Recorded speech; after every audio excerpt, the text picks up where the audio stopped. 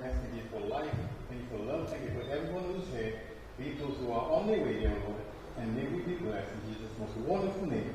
Amen. Amen. And if you're happy now, it's should be on the screen as well. We're going to sing song number 88, I Sing the Mighty Power of God.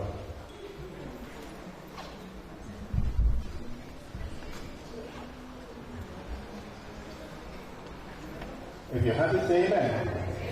All right.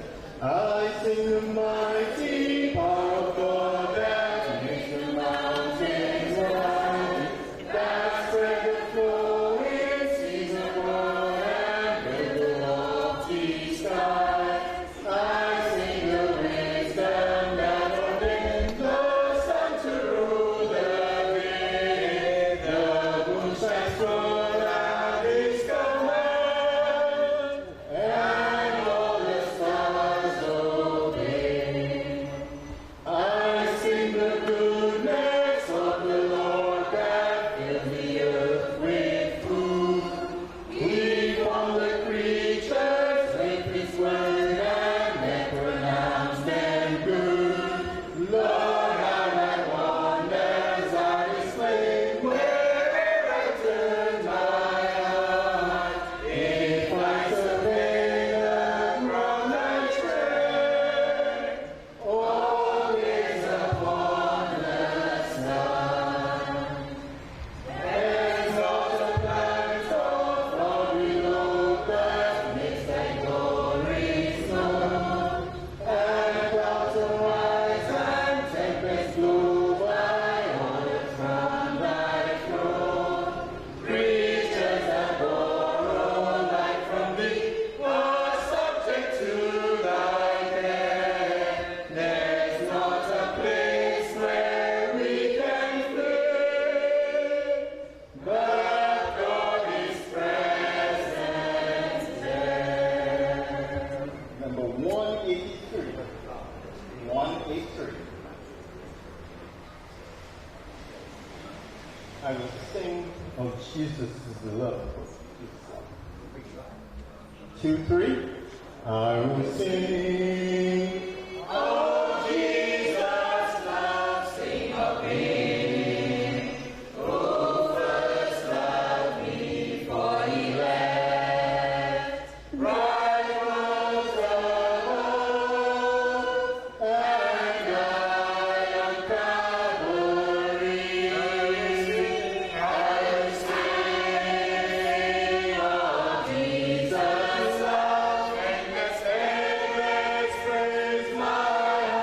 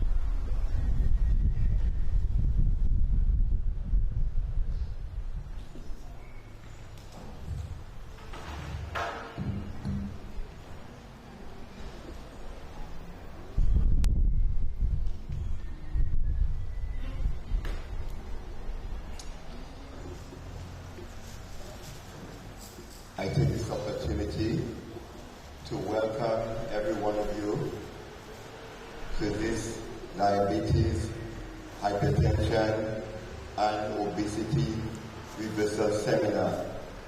You'd agree with me that this seminar is very timely due to the fact that St. Lucia is plagued by so many lifestyle diseases.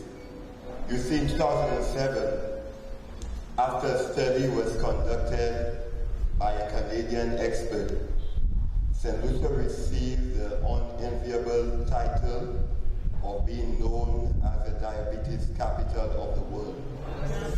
While many may have disputed the result of this study, even a casual observance of our dietary choices at St. Lucian, the number of amputations conducted at Victoria Hospital revealed that we are facing a potential crisis.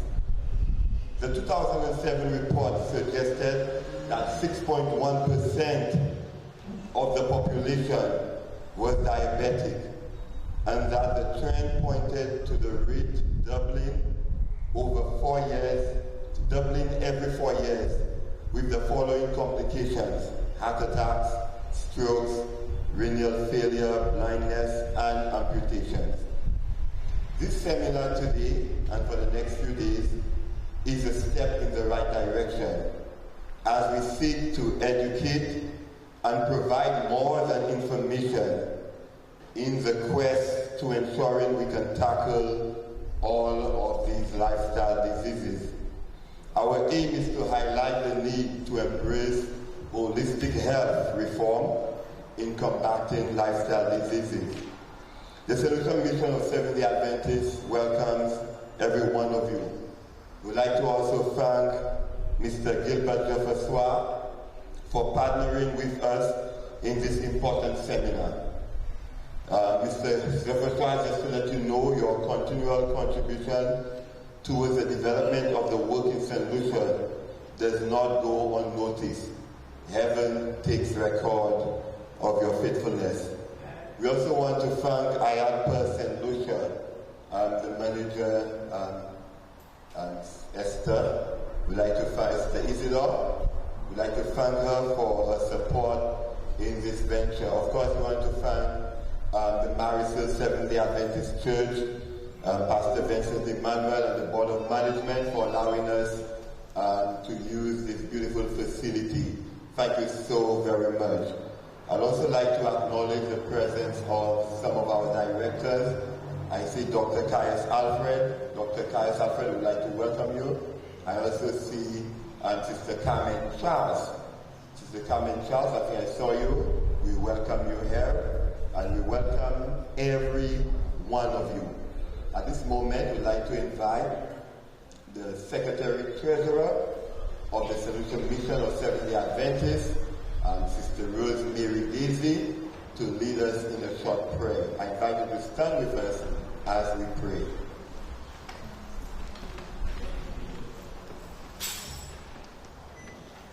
Please bow your heads with me. Father in heaven, thank you so much for bringing us here. Thank you for Dr. Brackett, who has seen it fit to be here to assist us in our lifestyle. As we go through this seminar, may thou help that we may learn and that we may implement what we learn so that we may see changes. We pray that you will take charge of the presentation. May thou help that we may be attentive, that we may understand, and that our lives may never be the same again. Be with those who are on their way, hasten their footsteps, and may thou give us a wonderful sitting here. Bring us here night after night, where we can learn more, so that we can be a healthier people. Thank you, Lord, for hearing and answering our prayer. In Jesus' name. Amen. Thank you, Sister Rosemary Daisy, our Secretary-Treasurer of the Solution Mission of Seventh-day Adventists. Of course, the program is being streamed, and I know some churches like the Tiroche Seventh-day Adventist Church, they have gathered at the church to watch the program. So we welcome all those who are viewing online, and we welcome them as they participate along with us. With us today is our president, the president of the St. Lucia Mission of Seventh-day Adventists, Pastor Roger Stephen, and his wife. Pastor Stephen, you'll hear from him shortly. But of course, Pastor, we welcome you. Thank you for being with us today, and also your wife. Just before you hear from Pastor Stephen, you will be favored with a special item of music, just one item of special music by Mr. Brother Gregerson Vitalis, to welcome Brother Vitalis to the mic as he sings a special item of music at this moment.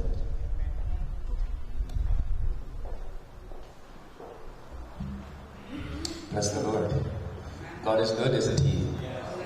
Bless His name.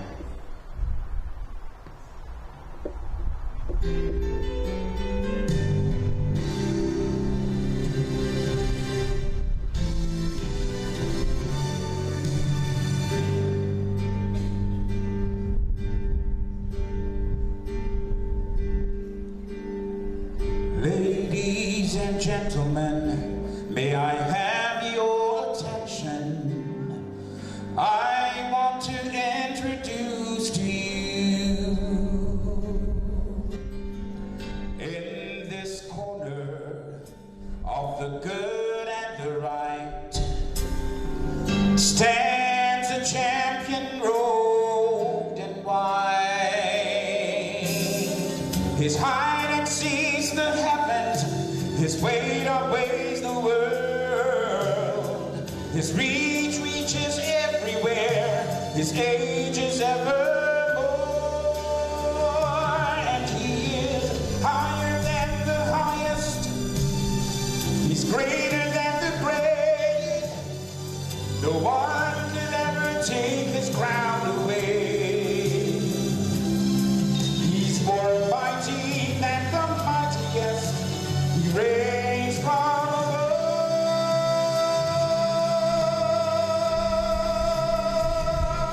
He is the all-time undisputed, undefeated champion of love.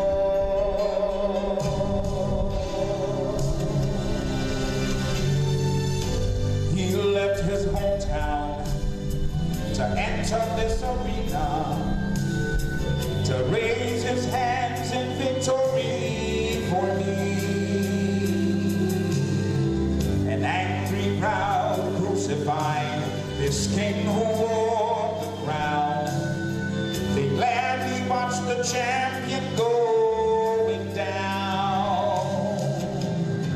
But I will never count him out, for I'm a witness of the day he rose to retain the title, champion of love. He is higher than the highest, he's greater than the great. No one could ever take his crown away. He's more mighty than the mightiest, he reigns from above.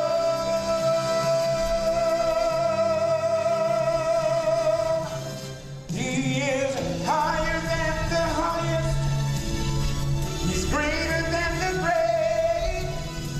No one could ever take his crown away.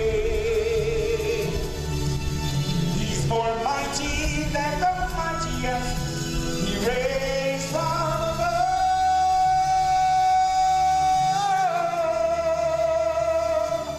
He is the all-time undisputed, undefeated champion. The all-time undisputed, undefeated champion. The all-time undisputed, undefeated champion of love.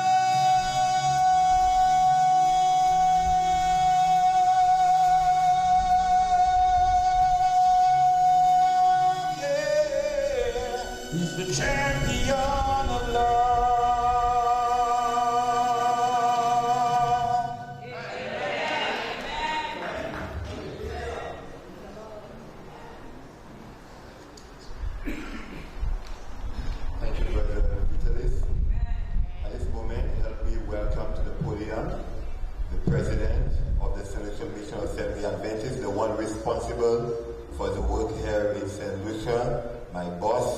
Pastor Roger Stephen.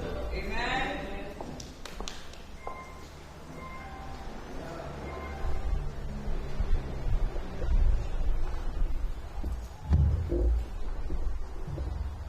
Good afternoon, everybody.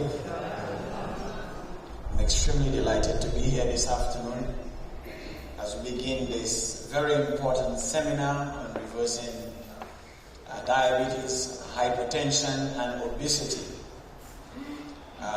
Our facilitator is no stranger to St. Lucia. I think this is the 5th time, somewhere around there, that he has been here. His wife as well, and we're very, very happy. Our facilitator, Dr. Jim Brackett, is here with us this afternoon. A few weeks ago, as I listened to the Chief Medical Officer, Dr. Sharon Belmont George, she appealed to St. Lucia on 2 different counts. First, the appeal went out to stop violence, well, on 3 different counts, to stop the violence. She said because of the rise in crime and violence in St. Lucia, it was posing a strain on ER at VH, Victoria Hospital. She said they're always running out of blood and so on.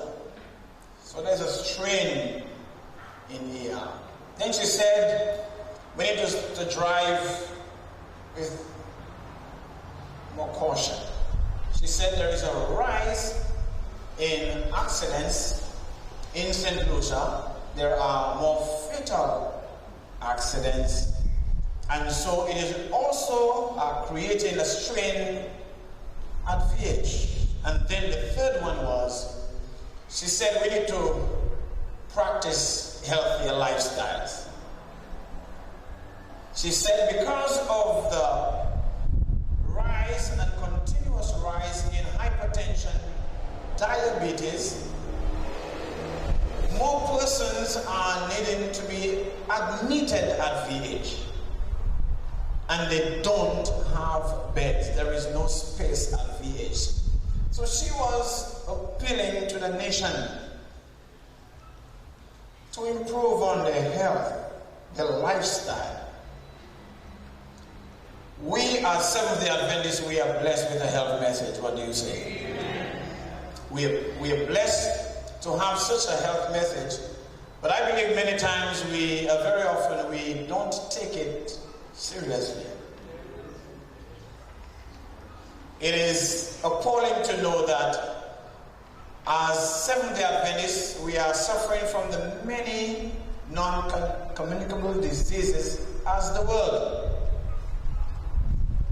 And it's very sad. We should be the light. We have the health message, and we should be the light when it comes to health. What do you say? But we're very happy this afternoon that Brother Gilbert Jean-François and the Gamma Learning Institute, partnering with the St. Lucia Mission of Seventh-day Adventists, Pastor Philip as the health director, could have come together in such a wonderful collaboration and have once again our facilitator, our friend, Elder Brackett with us. And so we welcome you once again to the shores of St. Lucia, and we trust that this seminar this week will pay much dividends, not only to the members of the Seventh-day Adventist Church, but to our friends who are here this afternoon and those viewing online as well. This afternoon, let me appeal to us. We are here, and so I shouldn't tell you that you should be here. You are here already. But I'll ask you to do one thing, and that is to invite someone else as we continue the week. What do you say? Invite your friends, invite your colleagues. This is too good to keep it to ourselves. And I also wish that as we sit at the feet of Elder Brackett this week, that it will not just be information, but we will practice what we are learning and what we are hearing, and we will ensure by God's grace we improve on our health and give God the glory as we enjoy the best of health as we do more for the Lord. Amen. So we commend Elder Zafaswa, Pastor Philip. We commend all of you who are here, the directors who are here, all the members from different congregations, those who are viewing online. We commend you, and Elder Brackett, we thank you once again for being here. We trust by God's grace that before you leave, we're going to see many changes, and that our lives will never be the same again. God bless you, and God bless you everyone, as we are enriched, not just with knowledge, but with better health. God bless you all. Amen.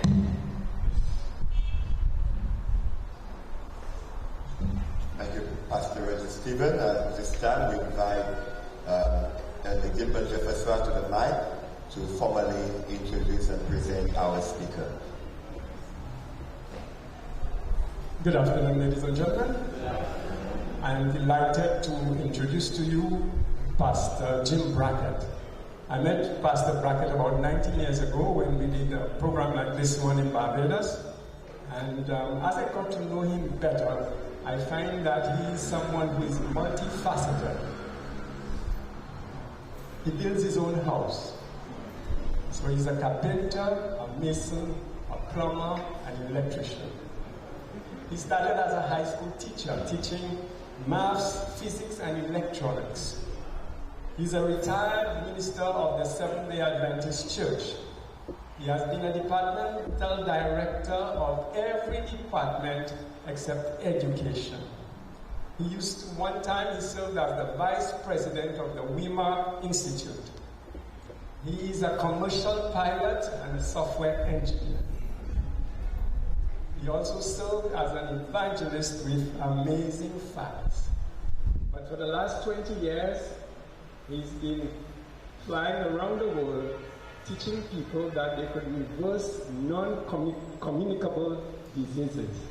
He's here with his wife. His wife is the author of 3 cookbooks, and my favorite is the 7 Secrets cookbook.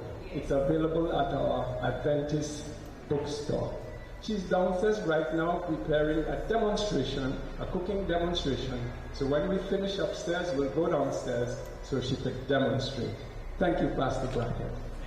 Amen.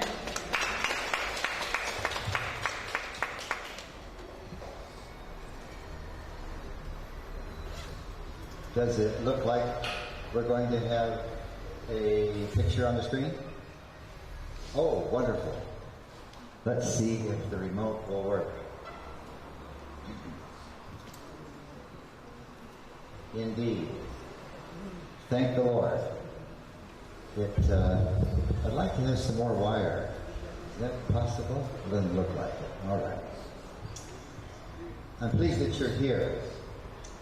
You may not be pleased with everything that I'm going to tell you, but you should be pleased with this. Everybody on this island, in this country, who has diabetes type 2, which is almost all the diabetes. In fact, from now on, when I say diabetes, I mean type 2. I will talk about the other kinds briefly. Everybody in this country that has type 2 diabetes could be completely well with no medication and never have any side effects from that terrible disease. But it will come. Let me ask you this question. If you are not well, would you be willing to do anything reasonable? Not unreasonable, but anything reasonable in order to get well? Let me see your hands. Come on now, hold them up and keep them up there. All right. Remember that you put your hand up. Now here's Dr. John McDougall, probably the most respected voice in the entire United States and Hawaii, which of course is now part of the United States, about getting people well from chronic diseases, not just diabetes, hypertension, and obesity, but all the diseases that we suffer from that are not caused by germs or viruses. They're actually caused by the way we live and partly by genetics. And people of color the world over, not just people of African extraction, but people in my country that are natives, the American natives, Hispanic people, all of these people groups have a genetic weakness for diabetes. But you can, even with severe genetic issues, you can still be well. So you can just lay that issue aside in case somebody tells you that. Genetics may load the gun. Well, thank you, brother, for that. Thank you. Genetics. I really don't need this. Can you hear me?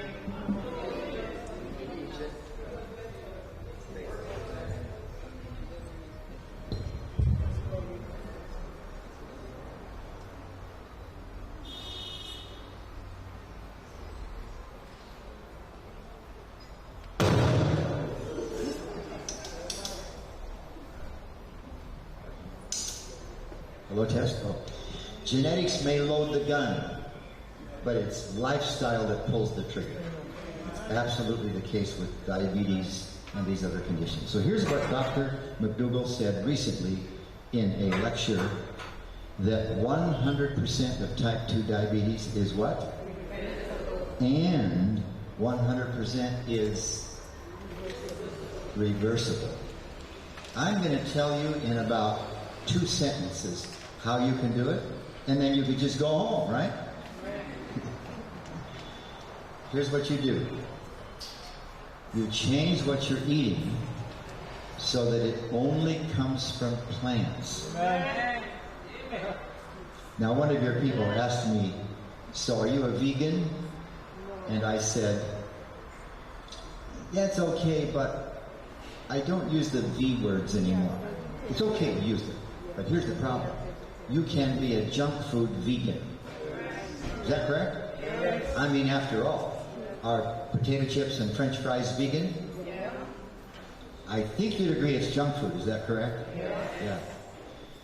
So the term that's being used around the world among the people who are studying and teaching this is whole plant.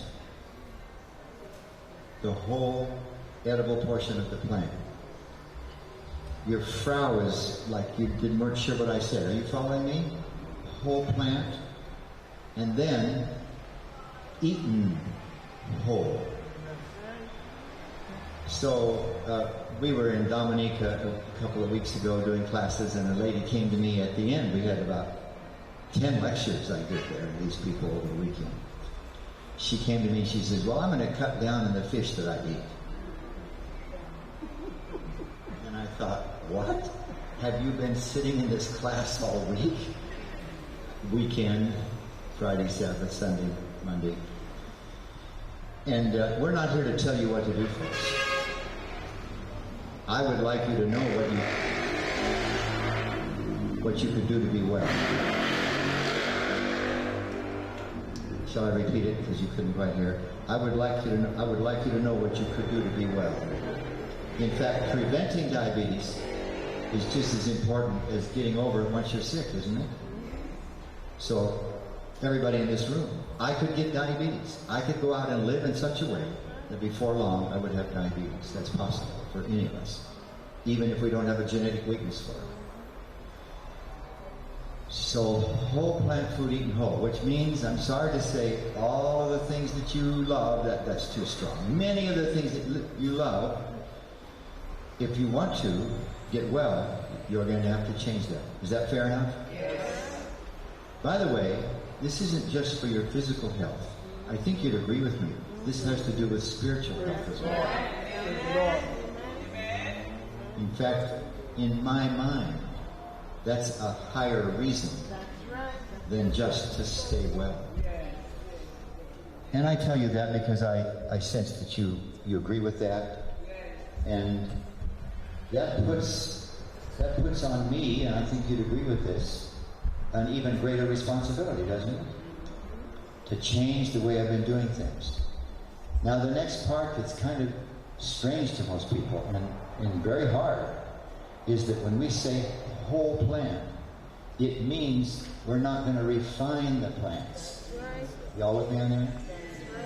Instead of white rice, we will use instead of white pasta, we'll use pasta made from whole wheat or whole rice or whole, there's grains out there that they use. It's not the same texture maybe that we're used to, but it's possible.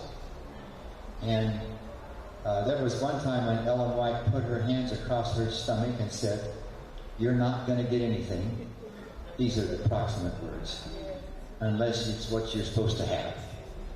So in a way, folks, it's a decision, isn't it? Yes. And I would just be so pleased if you would make the decision. You know, we were asked about 6, 7 years ago, 5 years ago, whatever it was, to do a class at the Prime Minister's residence. And I think I see the lady here sitting with Neva, who was the chief of staff at the time. And she invited us. I was going to tell them what you told us, but because you're sitting here, I won't say it out loud.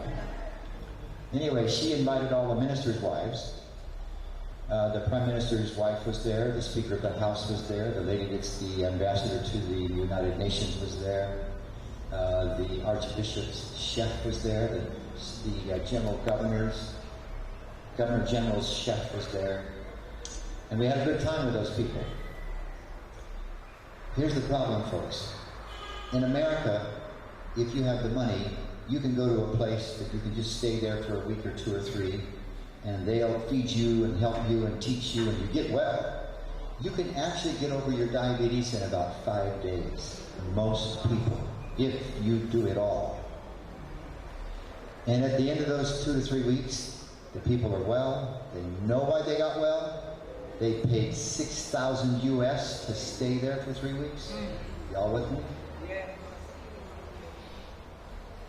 And they plan to go home and follow the program. Would you like to guess how many people, what percentage of the people go home and stay on the program long term? Want to guess? 1%. I'm glad it's better than that. Would you like to guess? She said 1%. When the noise ceases, I'll tell you.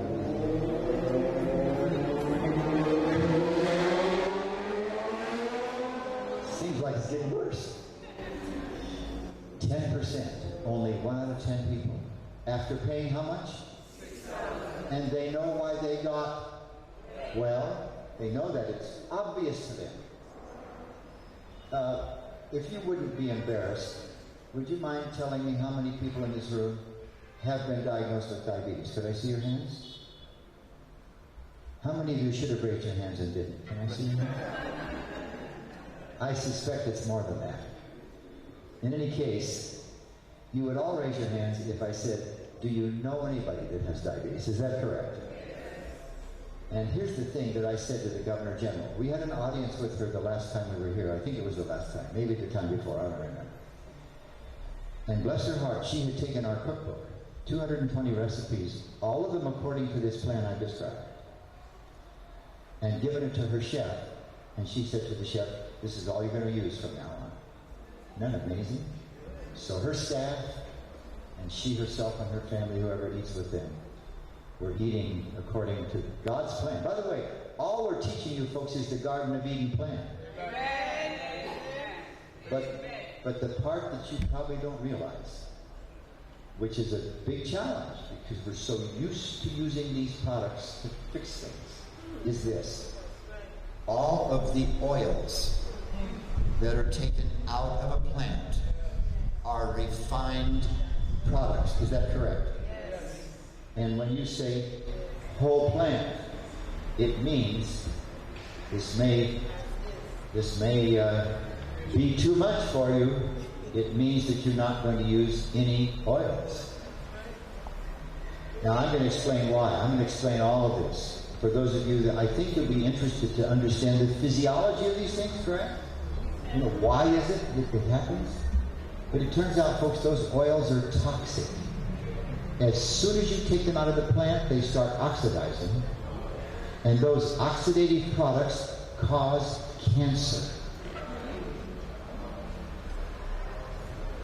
And when you heat that oil, which you do most of the time, whether it's in a loaf of bread or a cookie or a cracker or frying something, you increase the rate of oxidization 2 million times. You didn't know that before, did you? No. And that's a challenge, but the recipes are there. And if you talk to anybody that's ever eaten at Mrs. Brackett's table, they will tell you the food is fabulous. My wife and I have been living like this for 45 years. It took us several years to get there after we were married 54 years ago. But God has blessed her. She's a very humble lady, as a number of you know. But she knows how to make healthy good food taste good, and she's going to show you each evening, give you 2 or 3 examples of something that you can make that your family would love, because you can make healthy food taste good. Now, I don't know what it's like here, but in the United States, a lot of people fix healthy food and it's horrible. Wherever we go, because of our reputation, people want us to try their recipes. They say, here, try this, see what you think. Some of it's so bad, folks, it gives me the gag reflex. And I say that kindly. People mean well, you understand that. Right. But it's important, folks. Do you think the food in the Garden of Eden tastes good? Yes. Do you think we should make an effort to make sure our food tastes good? Yes. Sure. And even make it look attractive? Sure. And Neva knows how to do that. I am the most blessed man on the face of the earth to be married to that lady. For a lot of reasons, not just that. All right. So that's the bad news. It means you're going to have to, if you're going to take care of your body, folks, like God wants you to. See, we're not just talking about whether or not you feel sick. We're talking about whether your mind has a channel to connect with God. And when it's clogged, folks, with food that God never had in mind for us to eat, it affects our ability to communicate with the Holy Spirit. Amen? Some of you aren't nodding, but I think in your heart you're saying, I can see that. So let's keep going with our pictures now. This is from America. Actually, I had it fixed up for St. Lucia, but somewhere the numbers got lost. But the point is, in America, 1 person out of 3 either has diabetes or prediabetes. So we're just about as bad off as you folks. And it's killing people at a terrible rate. For many years, like for 75, 100 years ago, not quite that long, we used to diagnose diabetes, and I had the other numbers on here, and I'm not sure why they're not showing up. Because you don't use the same units we do. I'm sorry about that. I put them on there maybe, but I think that somehow that slide isn't showing up. Yeah, I would really apologize about that. But let me just go to the bottom of the screen. How many of you have ever heard of something called hemoglobin A1C? Woo, only 10 hands. Instead of measuring people's blood sugar with a little device, right, the doctors will do a blood test, and by measuring what's called hemoglobin A1C. See it on the bottom of the screen up there? They can tell what your average blood sugar has been for the last 3 months. And it is not the spike or the drop that's the issue. It's the average. Are you all with me on that? Please make a note of that. It's the average sugar that's the issue.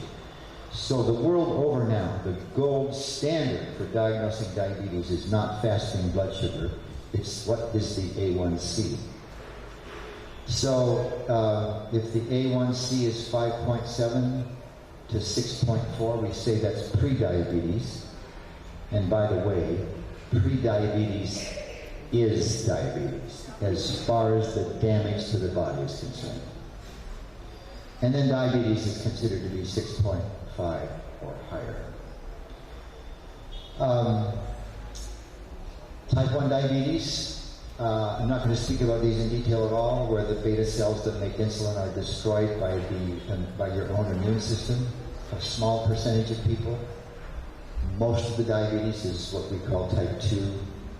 Gestational diabetes, when a woman is pregnant, or sometimes just lactating after the baby's born, is quite treatable. If the woman will do this with both arms, 10 minutes, 3 times a day, it's been found that there's enough activity to get their blood sugar normal. Diabetes insipidus is very rare. The gland at the bottom of the brain, here, it controls most of our hormones. If it's damaged, usually by a tumor, it upsets the whole body and sugars get out of control. Very, very rare. So, interestingly enough, clear back in 1978, Dr. Jim Anderson fed people who had diabetes. Now listen to this. He fed them carbohydrate and they got well. What does everybody in this room, maybe actually I was going to say, what do you know? What has everybody in this room heard about carbohydrate? You shouldn't eat it if you have diabetes, isn't that correct? That's incorrect. Carbohydrate is perfect food. When your body burns carbohydrate, listen carefully to this. There's a little organ inside the cells that, if you will, it's a metaphor, burn the food we eat. There's only 3 things that give you calories: carbohydrate, protein, and fat. And that furnace can burn any of those and get energy so you can move your arms and think thoughts and walk and do all those things. But when it burns carbohydrate, if you will, the smoke that comes up the chimney, you understand I'm speaking metaphorically, is just water and carbon dioxide. Carbon dioxide you breathe out, water you can keep. So there is essentially no smoke in the chimney. Are you all with me on this? When your body burns fat or carbohydrate, it makes ketones, which are poisonous. How many have ever heard of something called the keto diet? Let me see your hands. Okay. Some of you are too lazy to raise your hand, and I bet you've heard of it. But I love you anyway. Although I do like you to respond. And by the way, I'm an old teacher. I'm okay with questions from the audience. Just raise your hand. If I point to you, it means I want to finish my thought, and then I'll come back and say, what was your question? Y'all with me on that? Please feel free. By the way, I apologize I didn't wear a tie. I thought this was casual. And the conference president and the health ministries are both wearing ties, so I'm ashamed. You know, I spent most of my life wearing a tie. Every day I ever got up, I put a tie on. Okay. So, why do people tell you that carbohydrate is bad? Well, let me finish this story. Dr. Anderson, one of the most highly respected researchers in the country at the time, fed people high-carb diets, and I'll just tell you the short of it. He was able to take them off their insulin, and they had normal blood sugar. Now, we're talking whole plant carbohydrates, not donuts, whatever. Even the bread you buy, folks, it's this is a tough story.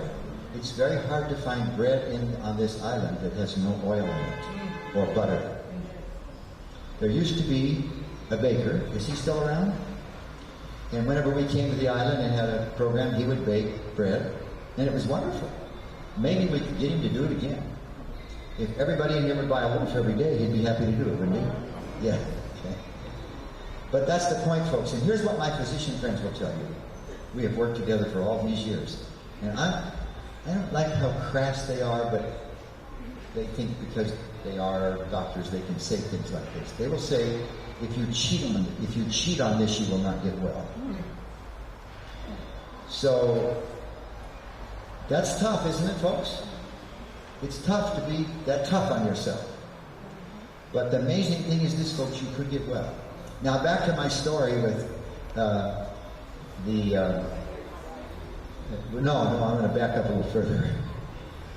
With the Prime Minister's residence, and then we had the audience, I think it was our next trip here, with the Governor General. And it was only then that I learned that she had used our cookbook and said that to her chef. I said to her, you're in such a position of influence. You could be such a blessing to all of your people if you would say to them, do what I'm doing and get well. Amen? What an amazing thing. But here's the thing, folks. She's gone. There's a new Governor General. I doubt that he's using our cookbook. I don't know. It'd be nice if he was. But you know what, folks? You people could be missionaries to the folks on this island. Amen? And even if you're not sick, do you think if you chose to live like this, that it would be good for you? Make you healthier? Make you think more clearly? Give you a better sense of the Holy Spirit's effort to commune with you? Amen? And look what you could do for your people.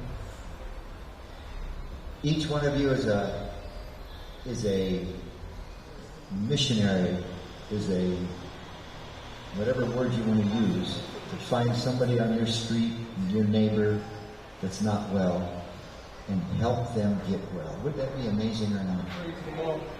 And a lot of people would end up in the kingdom just because you help them get well. Is that right? So please be very serious about this, folks. Would it be tough to do what I've described? Say yes. It is hard. Otherwise, people wouldn't pay $6,000 and go home and try to do it and then give up. Isn't that right? It is difficult. Although, you know what? Even before we had done this for many years, when we decided to do it, God blessed our efforts. He blessed our efforts. And you just don't know how much I long to see you well and you ministering to your people to get well. So he fed them carbohydrate. And I think you know this. Carbohydrate is actually a chain of sugar molecules hooked together. Are you all aware of that? So when you digest it in your small intestine, it turns to sugar. But if you're eating whole plant food and you're getting the vitamins and the minerals and the fiber and the phytochemicals, a new class of substances, that sugar is perfect fuel. Y'all with me on this? Those of you in the back row, are y'all with me? All right. But it's challenging because it's so different. And you and I listen, I was raised on a ranch. We had 5,000 chickens. We had 12 cattle. Every time we ran out of T-bone steaks, we just killed another cow. And we cooked those steaks over the coals in the fireplace. You know what happened when you put that steak over the coals in the fireplace? What would happen? What would be dripping down? Are you aware? You could call it oil, technically, because it's mostly saturated, you would say fat. But nevertheless, are you aware of the fact that when you let something like that suddenly have the temperature increase to maybe 5,000 degrees, that it makes hundreds, thousands of chemicals, all because of that temperature? Are you aware of that? And many of them are bad for you. Many of them are carcinogens. They cause cancer. It's insanity, folks, what people do to themselves. That's the way I was raised. We thought it was good for us, right? So don't think I have not been there. By God's grace, He has helped us make some changes. Now, these are the places you could go in the U.S., but not coming up. Are you advancing this whenever I press it? Is that what's happening? It suddenly has quit working. It was working fine for a while. Let me go to this lady's question. She asked a very good question. I mentioned the plant oils. Does that include coconut oil? Is coconut oil from a plant? So the answer is yes. Now, her next comment is interesting. She says, I heard that it does not oxidize. That is partly the case, or largely the case, because 96% of coconut oil is saturated. And saturated fat does not oxidize at regular cooking temperatures. You can oxidize anything if you get it hot enough, but not at cooking temperatures. But the other problem with the oils, besides there being toxic, so 4% of the fat does get oxidized, so there's an issue there. But the other problem is, here's what causes diabetes, folks. It's too many calories. Now you could have guessed this, because 9 people out of 10 who get diabetes are overweight. 9 out of 10 is what the research shows. You can get diabetes even if you're not overweight. But that just shows you, it tends to show you, but I can tell you what causes diabetes is too many calories. And any kind of fat, it doesn't matter what the fat came from, it has more than twice as many calories per pound, per gram, as carbohydrate or protein. So that's the issue with the coconut oil. I'm sorry to say, because it's so easy to get here, that won't understand that. Okay, so now it's working again. I'm going to go back to this picture. This is a picture on the left of a capillary, magnified maybe 5 million times or something, and it's coming out of the screen and been chopped off. So the capillary has got a kind of a basement membrane. Not all of it is shown here. And then it's lined with cells. Can you see where I'm drawing? So there's a lining with cells. And then this place that's kind of white-like is where the red blood cells fold in half and squeeze through. I think you all know this. Forgive me for saying something that you already know. But when the big artery leaves the heart, the aorta, it branches up and down immediately. In either direction, it branches and branches, and the branches branch, and the branches branch, until finally the artery is so tiny you can't even see it with the naked eye. It has a name. The names are not important. But y'all follow me, folks? And then suddenly, that little tiny artery breaks into 20, 30, 40 little tinier pipes called capillaries. Y'all with me? Now, in some of the islands they say capillaries, but don't you say capillaries here? All right. Some of you are looking around the room like you've never heard that word before. You've heard it now, correct? Now listen, every drop of blood that leaves your heart has to travel in the arteries, and has to travel through the capillaries, and the capillaries rejoin and make a tiny vein. And finally, all the veins join together and come back to the heart. Every drop of blood that leaves your heart has to go through what? In order to finally get back to your heart. And here's what happens when the average blood sugar, not a spike, but when the average blood sugar is elevated, that basement membrane, it's called, becomes thick. What happens to this space where the red blood cells have to pass? It's restricted, isn't it? And this is the cause of every complication that diabetes brings. Poor circulation.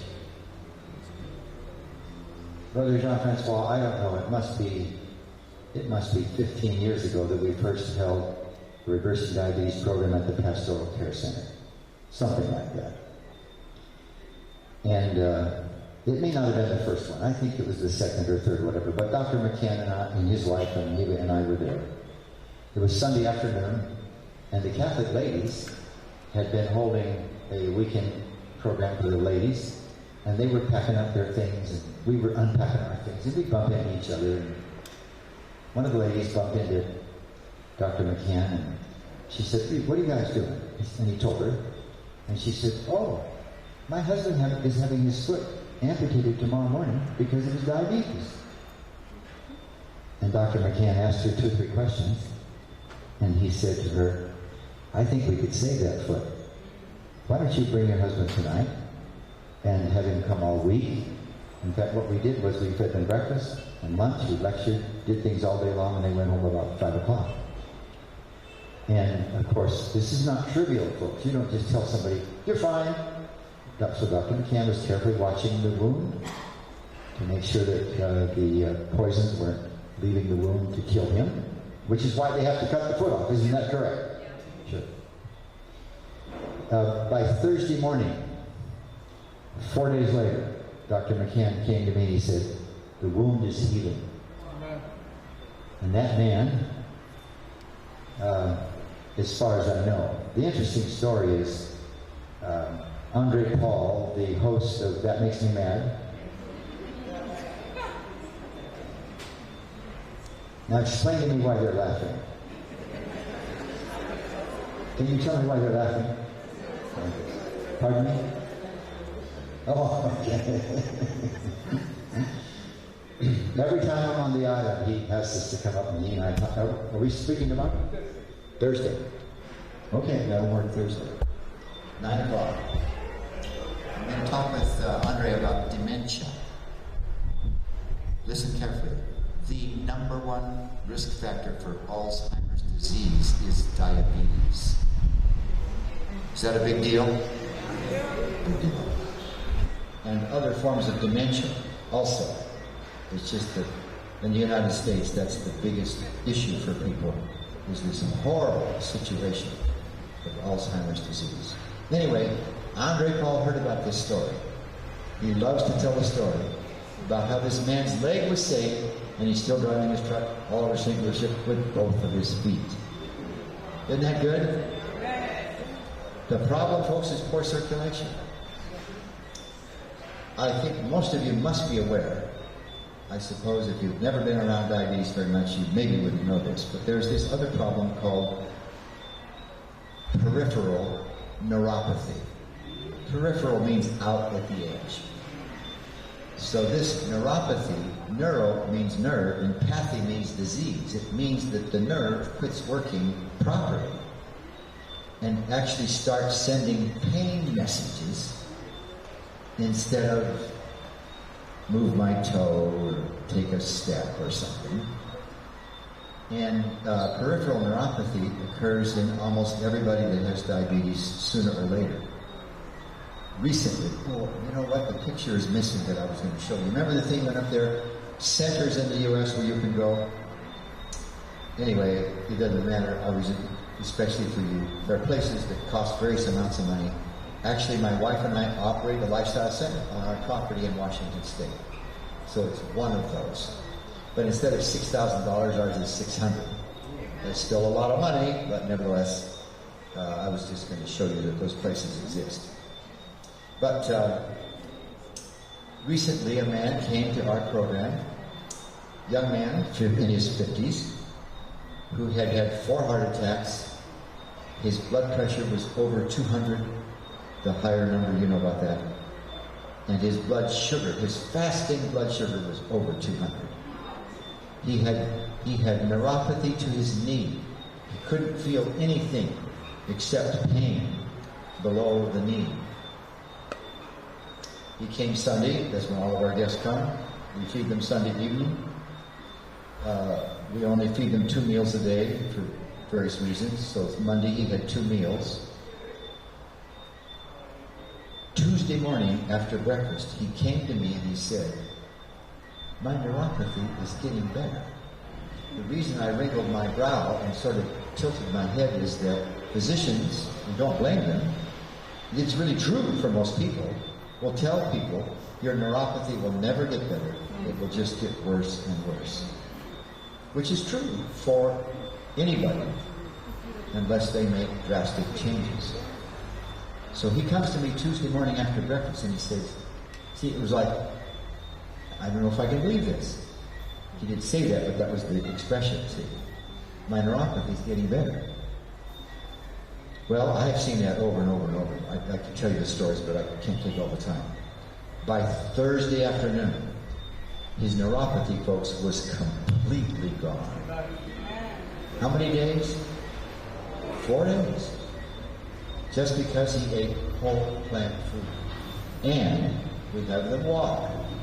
Most everybody can walk. If they can't walk, we'll give them other exercises.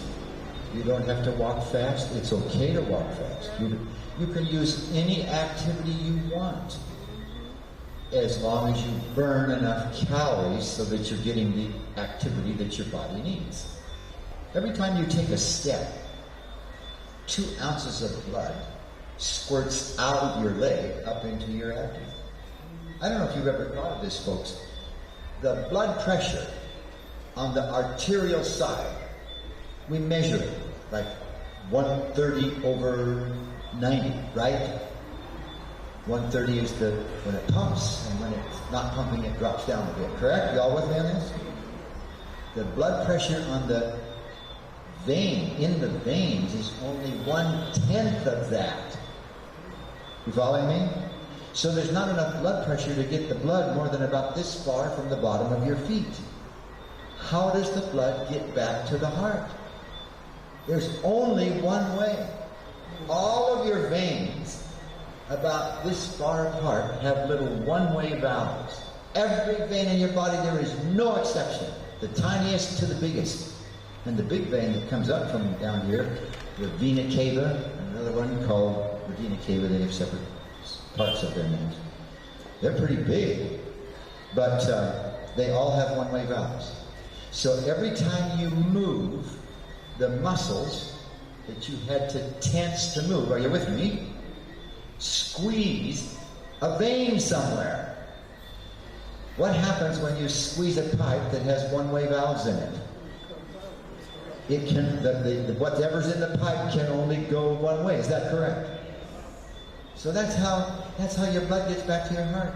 Except for from here above, where gravity brings it back. Everything from here down, you have to get it back with what? Activity. I'm not using the E word. Why? When you say exercise, it makes people frightened.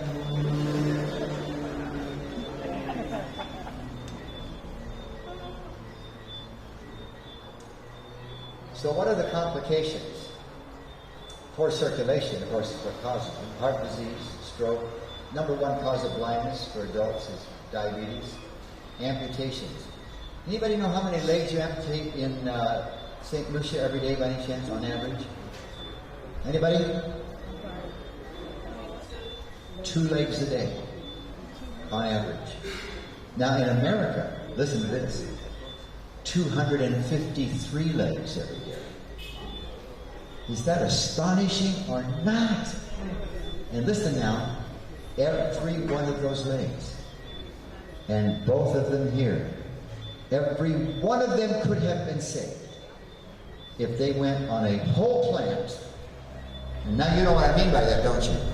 A whole plant regimen. Astonishing.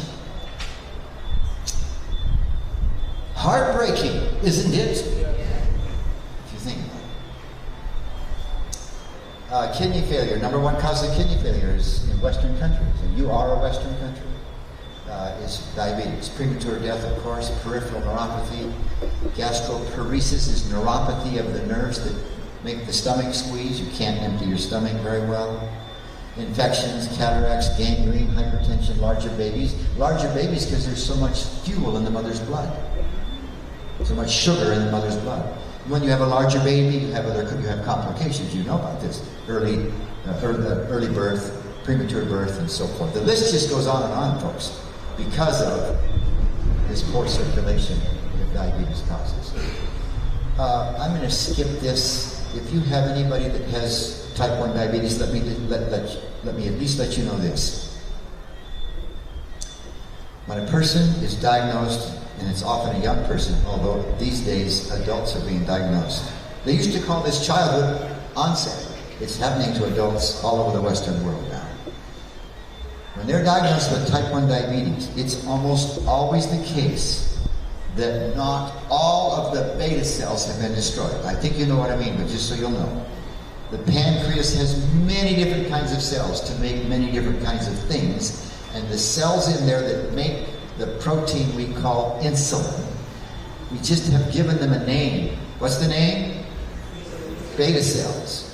And because of an autoimmune condition, usually, almost always because we either fed our babies cow's milk,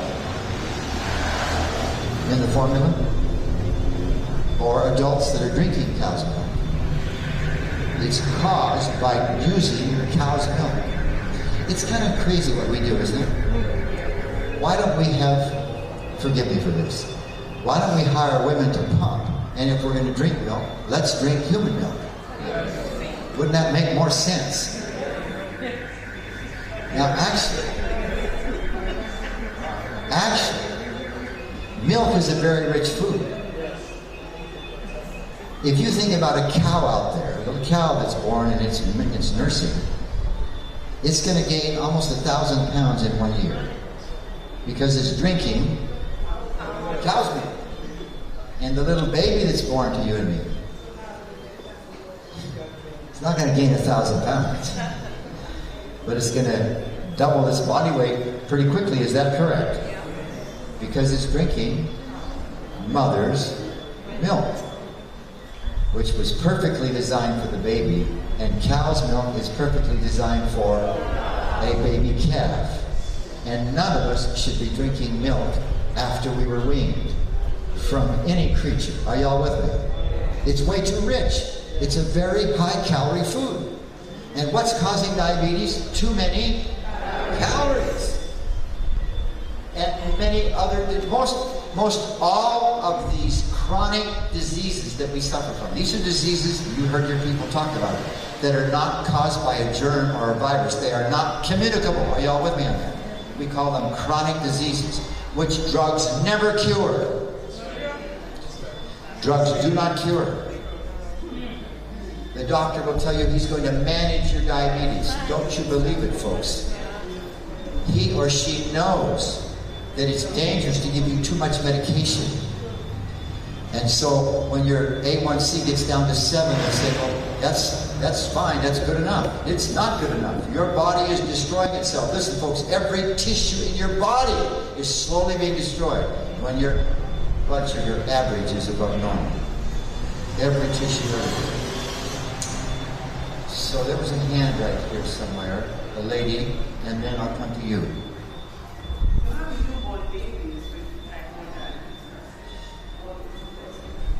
It's very, very rare for a baby to be born with type 1 diabetes, but it would be, who knows in that case, if some organism, something, maybe genetic even, made it not possible to make enough insulin. What we do know, and I've started to tell you this, folks, is type 1 diabetes. Anybody that's diagnosed, I said this much, didn't I? Almost always has some of their beta cells left. Are y'all with me on that? Are y'all with me?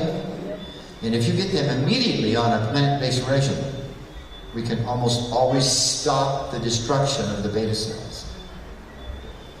And we also know that the beta cells that are still functioning become more efficient. So it's not unusual for that child, or even the adult, that was diagnosed to have enough insulin to take care of their needs.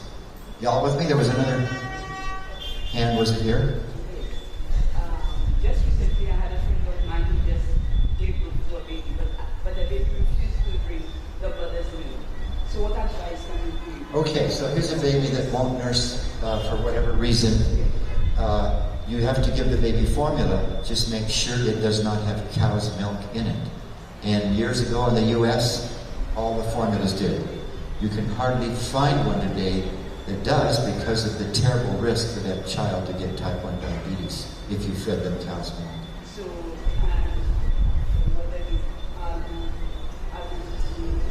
So her question is, can the mother give her almond or soy milk? I would not advise that. I would make sure that I got a preparation from the scientific community in terms of trying to mimic as much the nutrient composition of human mother's milk.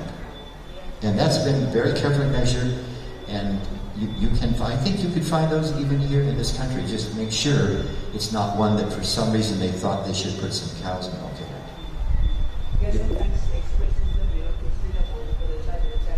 The child won't even drink from the bottle. So how do they feed it with a little...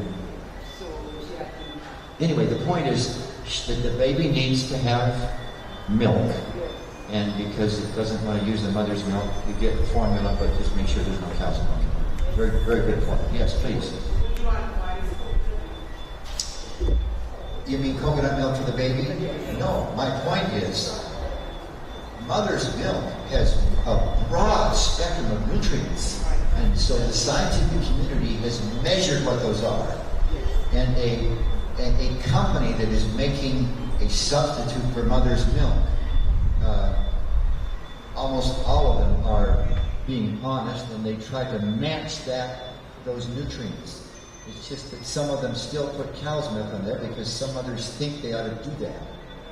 But generally, just any particular milk, especially from the plant, cow's milk would probably come closer to the mother's milk than this is a guess, than nut milk. But the point is, don't use either. Get a formula that has been formulated to match as nearly as we can what's in breast milk. That makes sense to everybody? Yes. Okay.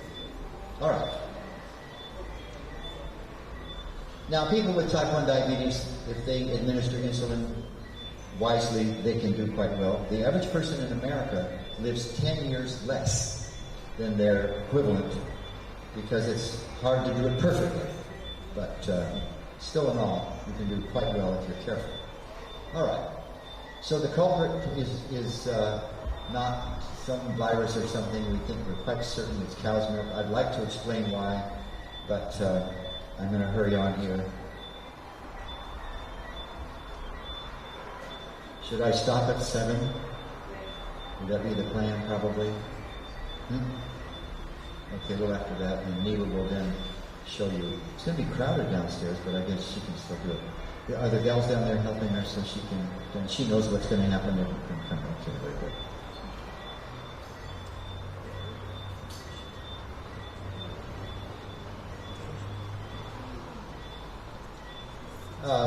Adult onset, this isn't important. I'll put it on the board because it's there. It was non-insulin dependent. Why did they say non-insulin? Because your own body's making insulin. And maybe you can take some pills, or maybe you can be a little bit careful and kind of control your blood sugar without taking insulin shots. This is where most of the diabetes is, whether it's here or the US. And you can give people lots of insulin and you can't control the blood sugar.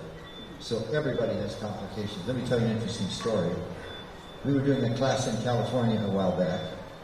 About 75 people. I think there's 70 people in this room maybe. And it was a long front row and maybe only 10 rows or 9 rows. But anyway, there was a gentleman sitting down here at the end. I'm not going to suggest that you're like him at all.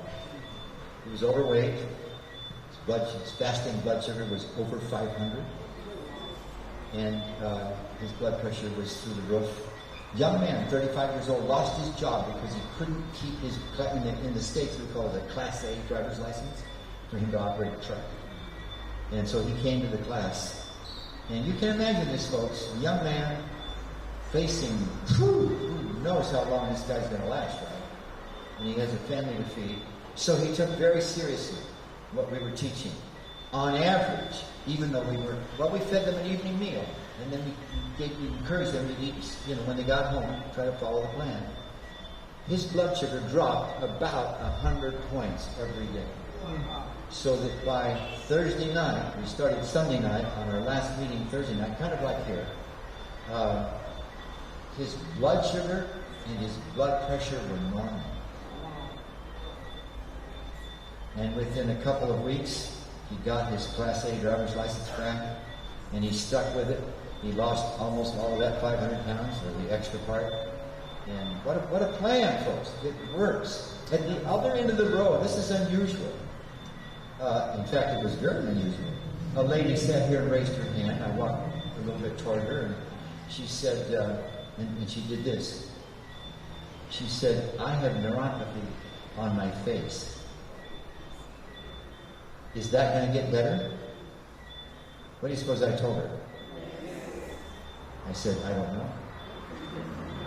I had never heard of it.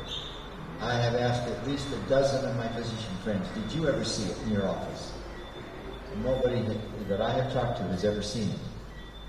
But in any case, I said to her,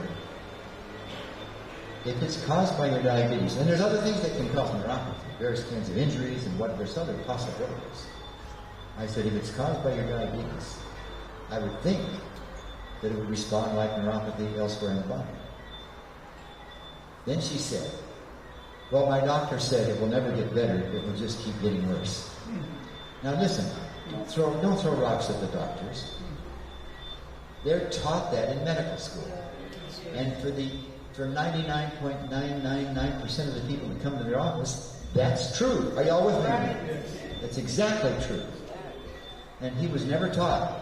Physicians in America, folks, get this much training in nutrition. Are you with me? And don't blame them. Americans, and I suppose St. Lucians, don't do what their doctor tells them. Y'all with me on that? Maybe they mean to, but in the end, they go right home and do what they've always done. Because it's hard to make changes, is that right? Do you like eating your meat? Say yes.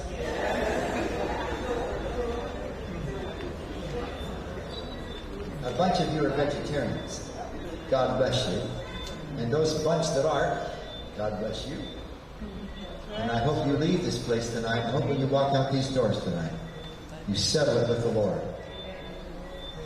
Isn't this the time to do it? Yes. Okay, Lord, I'm going to do what Adam and Eve did in the garden. And I'm going to eat plants, and I'm going to eat them unrefined. It's okay to cook them. It's okay to cut them up. It's okay to mash them. It's okay to blend them, etc. I realize that Adam and Eve didn't have a blender, but actually your teeth are a blender. Is that right? So anyway, here's this lady. She's coming every night. It's now Thursday evening. And so we have fed them, this will be their 5th meal, Sunday through Thursday. She raised her hand, and I said, hi, how's it going? And she did this again. She said, my face is getting better. How many days? 4 or 5 days. And the people that invite us to that little town, usually almost every year or every other year, called us up and said, her neuropathy is completely gone. Isn't that wonderful, folks? God is good. Amen, and all the time. So, let's pass this up because of time. And I've told you that type 1 diabetes, you can stop the damage. So if your child or some friend's child is suddenly diagnosed, or even an adult, if they're willing to immediately make these changes, they probably can live on the insulin that their body is still making. That doesn't mean they should ignore their blood sugars. You all with me on that? Now here's the problem, folks. It's too many calories, especially from fat, because fat has so many more calories per pound as the other two things. And I have a video that I'd like to show you, but before that, let me show you. Let's take 3 ounces of several different foods. 3 ounces of bacon, 500 calories almost. I realize that probably very few of you, if anybody in here eats bacon, because God forbids that. Is that correct? But just so you'll get the picture, it really doesn't matter what meat it is. It's pretty close to the same. Look at 3 ounces of potato chips or corn chips. Actually, more calories a little bit. Who doesn't like potato chips? Do you know what we do for potato chips now, folks? We slice them real thin and bake them. They're quite tasty. And in fact, we make, instead of French fries, guess what made French, guess what? French bakes. Y'all with me now? That's our term now. French bakes.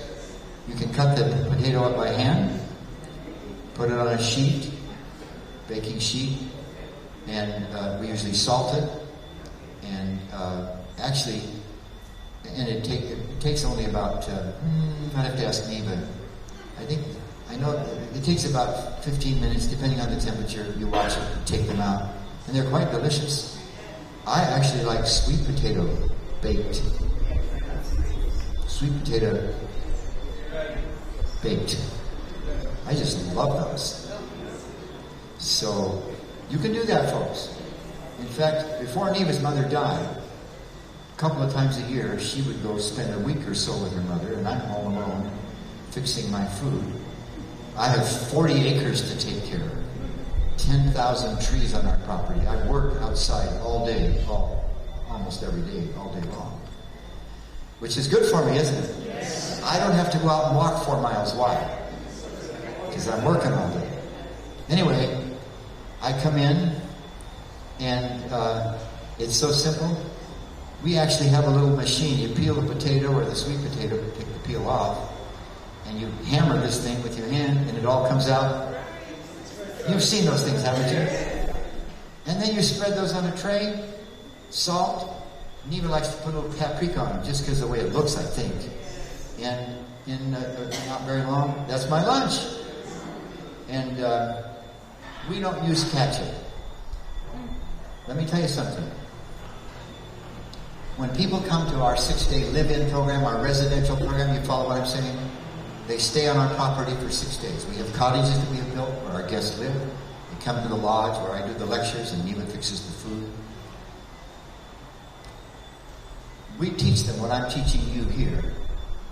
But there's probably a dozen, who knows, maybe more than that if I really thought about it. A dozen things that Neva and I have chosen to change. I'm not sure I should tell you this, because some of you will take it too far. But there's about a dozen things that we have chosen to change in our lifestyle, partly because of science and partly because of Ellen White's counsel. Y'all with me? Yeah.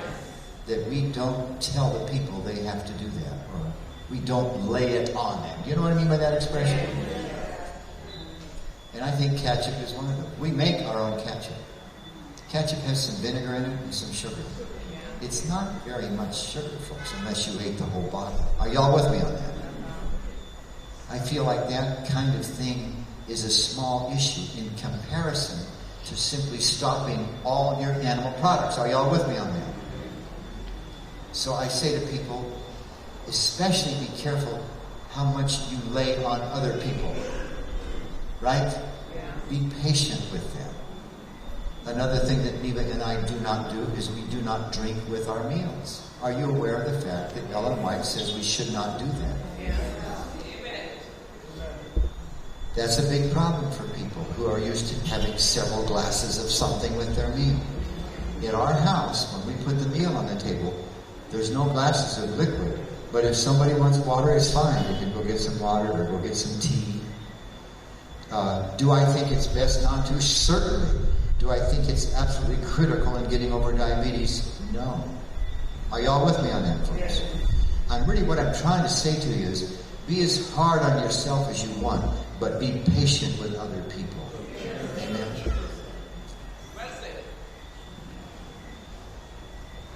Sometimes you have to be patient with yourself. Some of you are too patient with yourself.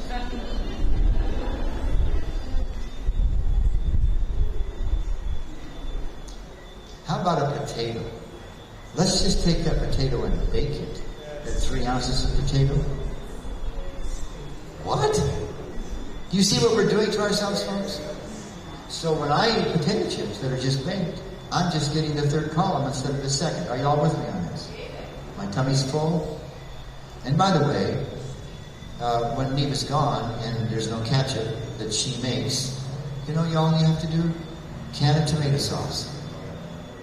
Take the lid out, maybe add a little salt, pretty salty anyway, and I dip my potatoes in that. And that's perfectly acceptable. It's just pure tomato. Are y'all with me on that? So, but I do want you to think about being patient with other people especially. Look at bread. Doesn't everybody know that bread's bad for you when you have diabetes? It's insanity. It's perfect food if it's made right. Is that correct? Which means no oil in it, no butter, no lard. I'm amazed how many of the breads in the oven here have butter in them. We were in the store the other day, we could not find bread that was, if you will, acceptable. Because it had butter in it. Crazy. You can make wonderful bread, folks, without putting that kind of stuff in it. And notice this. How about some broccoli? Isn't that what it is? Oh, it doesn't say. It went off the end, so it's at the bottom. Isn't this amazing, folks? When you eat plants, they're low in calories. There's only 5 categories of plants that are high in calories. You know what they are? Olives, avocados, nuts, seeds. So we shouldn't eat them, right? No! They're perfectly good food. We just eat them moderately. And if you have too many pounds, eat them sparingly until the pounds are gone. Until the extra pounds are gone. And, yeah, it's amazing, folks, how we destroy ourselves with what we choose. The preferred food for the cell. This is a drawing of a cell, and I think, let me point to it. This little blue thing here, or that one with the corner cut out, or that one with the top cut out. Those are the furnaces. Now they have a name, not important. That's where the protein and the carbohydrate and the fat are burned, if you will. That's a metaphor too. Nobody lights a match in there. That would hurt, wouldn't it? It's a chemical process, many steps, caused by enzymes to get the energy out, and the byproduct, which in the case of, guess what the preferred food? You already know. What's the preferred food for this cell? Say it out loud for me. Not this kind of sugar. Are y'all with me?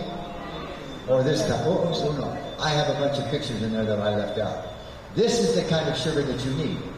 Are y'all with me? Is that sweet? Yes. If it's right.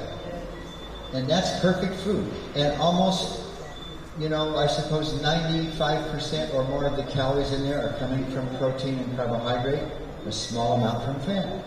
Y'all with me? Listen, folks, every plant on the face of the earth has fat in it. Even lettuce, oranges, grapefruit, mangoes, they all have fat in them. Small amounts, except for 4 categories. Is that correct? And those 4 categories are fine, but we don't eat. Now listen, I like to have 3 cups of nuts, but I make myself not do it, right? And so forth. What about this? Do you know what the average person in America does? Surely Lucians don't. They take a 100-calorie potato and they make it 500 calories. By doing what? Well, even if they didn't fry it, butter, gravy, maybe some bacon chips. Do you do that here? Do people do that, bacon chips? They do that in America. That's the problem, folks. We take and make perfectly good food bad by what we do. Here's another wonderful source. There's just many, many examples. Now, this is a picture from 7 Secrets. What's that sitting there in the middle of the plate, that ball?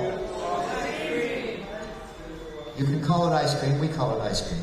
We make it from coconut milk and cashew nuts. And because cashews are expensive, you could actually use a very tiny amount of them and still make it. Is it a rich food? Say yes. So even though I would like to eat a quart, I make myself eat less. Are y'all with me on this? And underneath that ice cream, by the way, we sweeten it with dates and a little bit of sugar. What? Sugar's poison! Listen, folks, most of what's in plants is sugar. Are y'all with me? But it comes with vitamins and minerals and phytochemicals and fiber. Are y'all with me on this? So you have this meal and you're making a dessert that needs to be a little sweeter and you add a little sugar. It's not an issue when you're getting a whole plant regimen. Are you following me, folks? It could be a little honey, a little sugar, a little, in the States we love, what kind of syrup is it, sweetheart? I'm talking to my wife. Oh, maple. You have maple trees on the island? Well, they have them there. And anyway, yes, a little bit of sweetening to make it palatable. If you're getting a whole plant regimen, folks, it's mostly sugar anyway, but it comes with all this stuff that God designed. Are y'all with me? And without all this high-fat meat and whatever else. And by the way, I realize you guys don't make waffles very much. For some reason, you just love them. And in America, that waffle would be made with white flour and oil. We make that. You could use flour, but the easiest way to make that waffle is oats. And Neva puts a couple of other things in there, and to make it a little richer, maybe some nuts or something. So the recipe's in the cookbook. And it's so easy to make, it's just astonishing. In the book, there's a recipe for waffles. I shouldn't take the time because you're not into waffles, but anyway. She makes the dry mix up in large quantities. So all we have to do is take a cup and a half of the dry mix with the proper amount of water, blend it for 20 seconds, and pour it in the waffle iron, and in 5 minutes you got waffles. That's pretty cool, isn't it? And what's under that waffle is blueberries from our garden. You may not have blueberries here, but you have something. Maybe some mango or something like that. It just helps make it more desirable. So this is the plan from plants. And the phytochemical world, I'd love to take time to tell you about this. I maybe can get into that tomorrow night. The problem with fat and protein when we burn them, it's okay if we burn small amounts. Our bodies can handle the toxins of small amounts of fat and protein. We're designed for that. But the problem is when we get too much of it. I won't even read it. This is the name of the chemicals that come out of there when you burn fat or protein in the bad for us. This is I'm going to pass these pictures up. I'm just trying to show you that coming out of the tailpipe of the shuttle is water. Did you know that? The fuel tank has got hydrogen. See the H and the O? That's what powered the shuttle. And when you burn hydrogen and oxygen, what do you get? You see it up there, H2O. The only difference between that and when you burn sugar inside the furnace there is that you get water and carbon dioxide instead of just plain water. And the carbon dioxide is not a toxin when you just can breathe it out so easily. Okay. Let me show you something. I think I'll close with this. Although they said I could go a few more minutes than this. The bottom line, the horizontal line is going to be, not that line, but that black line down there, that's years. And the idea is that, let me show you on the screen, this line is measuring how much insulin is in the blood. None, more and more and more and more and more. Y'all with me on that? So this is a graph that's measuring over time how much insulin is there. Now, if it was stretched down to a day, you'd see some bumping up and down. But on the average, we have so much insulin. Y'all with me on that? Everybody? You sure? I don't want you to be lost on this thing. Here's what happens to the average Westerner on their poor lifestyle. The body has to start making more insulin because of the way we're living than it would make if we weren't doing these things. I think you get this. This bluish line says, I'm getting more and more insulin. Y'all with me on this? The body is doing this to control the blood sugar. If you went to your doctor anywhere from here to here, and he or she measured your blood sugar, it would be, you're afraid to say, normal.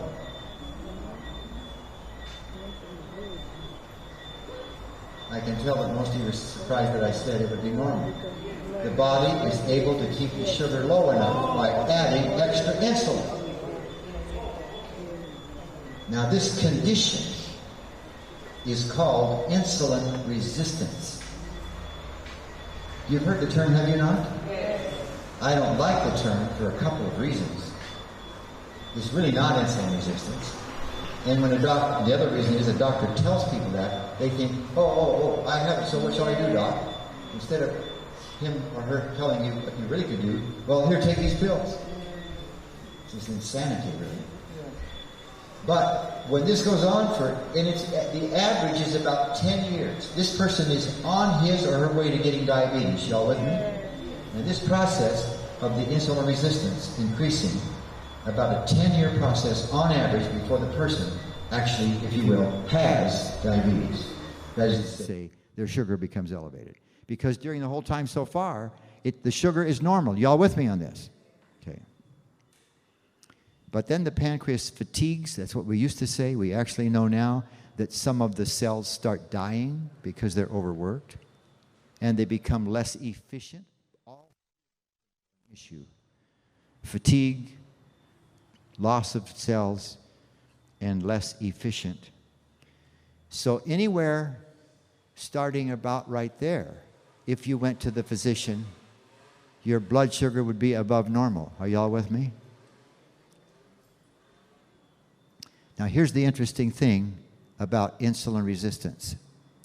And I think, yes, the reason I don't like it, the first reason I said is because it's not really insulin resistance. Here's what's going on. And there's a video here that we can't play because the projector wouldn't use my computer to show the pictures, and the videos are on my projector, not on the thumb drive that I gave to them. So I'll have to just talk to you about the picture. But what's causing the insulin resistance is free fatty acids.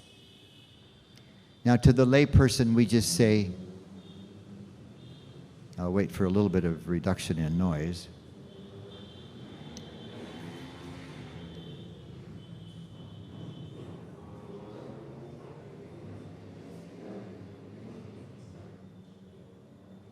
You'd think it was Independence Day, wouldn't you?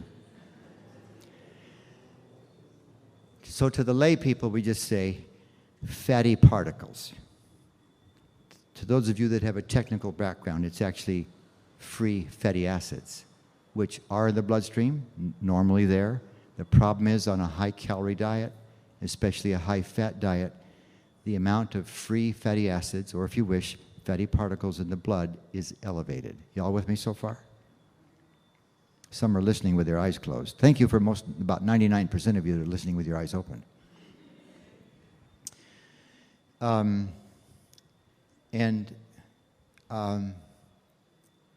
So I think the next picture, which the video will not play, I'm going to describe for you that this, you see those balls? Let me just draw it for you. See all these little balls here? And there's another layer of balls down there. Y'all with me on that? The artist is quite nicely showing what we call the cell membrane. This thing that goes all the way around the cell. Y'all with me on this? It's actually two layers that are exactly the same thing with their tails touching each other. And situated in the wall, are you with me? The wall of the cell are receptors. How many have ever heard the term, in terms of cellular activity, receptor? Oh, good, 20% of you. Here's a quick primer. The cells make proteins for various reasons that usually stick out part way through the cell wall, part of it's inside, and those proteins, because of their shape, are able to grab something. Each one is designed to grab only one thing, and it's able to grab it because of its shape. Just imagine if my hand was shaped like this thing, it would allow me to grab it, sort of. And it's more complicated than that. Don't worry about this if it's too much, but the electric charges, the pluses and the minuses, have to match the minuses and the pluses. Got that? Sort of? And it's an elegant system, folks. And our cells make these proteins. We don't get these proteins from eating them. This is free. This is a sidetrack from the notes. We don't use any protein, just like it is when we eat it. That protein that we ate, and by the way, do plants have proteins? Yes. Every plant does. That protein, which has a shape, all proteins have shapes. That's what the point is. They have shapes, they can do something, even if they're not receptors. Insulin is a protein that has a certain shape and it can do something because of its shape. Y'all with me on that? And when those proteins that we eat from plants, or animals, but from plants, when they get to the hydrochloric acid, they unfold and the shape is no longer there. You with me? then that string of amino acids, I think you know that proteins are made of a string of amino acids hooked together. That string gets into the small intestine and it's cut into pieces. Now that string is single amino acids. Y'all with me? They get absorbed into the bloodstream. The blood takes them to the cells. And every cell in your body, there's always one exception, every cell in your body has a factory to make all the proteins you need when and where you need them. Is that cool or not? Every protein you need, every enzyme. The enzymes are all proteins. Every receptor, hundreds of thousands and millions of them sometimes on just one cell, all made by the cell. In this case, the artist is picturing the insulin receptor.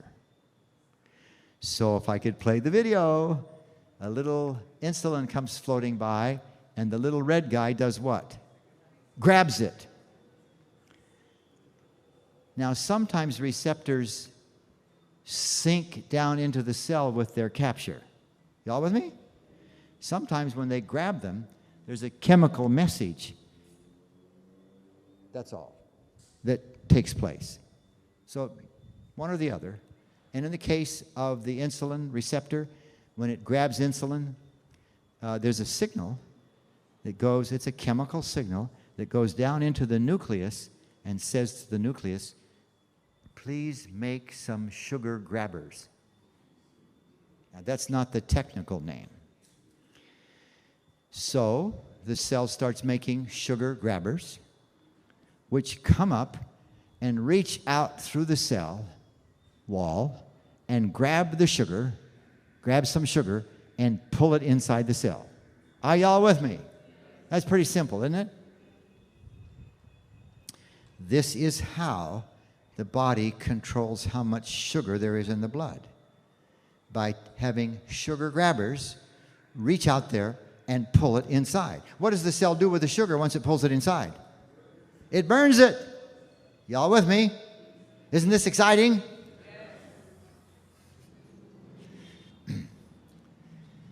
Here's the problem. When there's too many fatty particles, and for the technical people, fatty acids, in the blood, they get to be inside the cell, too many of them, and they block that signal. The signal that's trying to get the cell to make, come on you guys, sugar grabbers, correct? Is blocked. So what does the cell not make?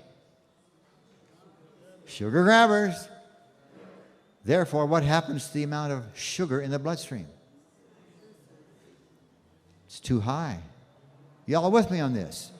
And the doctor says to you, you have insulin resistance. As though, sorry, you have it. He or she doesn't tell you. You can make that insulin resistance go away in about 2 days by using a whole plant regimen. Isn't that amazing? Every diabetic in this country could have normal sugar in several days if they would go on a whole plant regimen. Say amen. Amen. What an amazing story. Now, actually, it's only been a couple of years that we have understood this.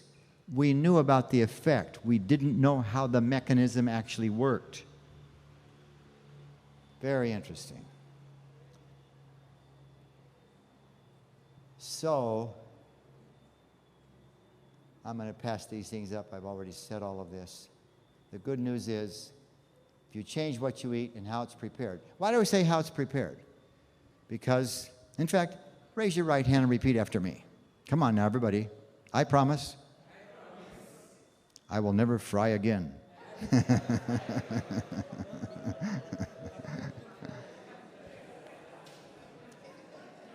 Now, I realize I tricked you. But you know what? If you did that, your body would rejoice. Amen?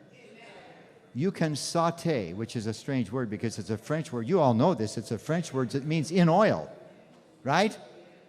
But you can saute with water. There's a certain way to do it. Neva will give you hints, or it's in the cookbook, but you can do that.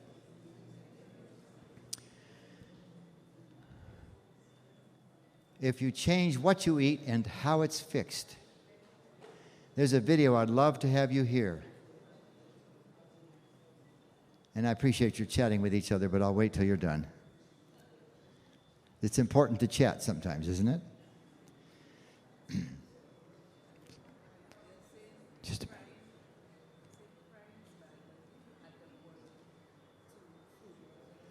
Oh, this lady raises an interesting question. I'm waiting for everybody to, it's fine. If you need to chat with each other over this crazy idea, it's fine. She says, so it's not good to fry with the oil, but you can add the oil in the food, right? No.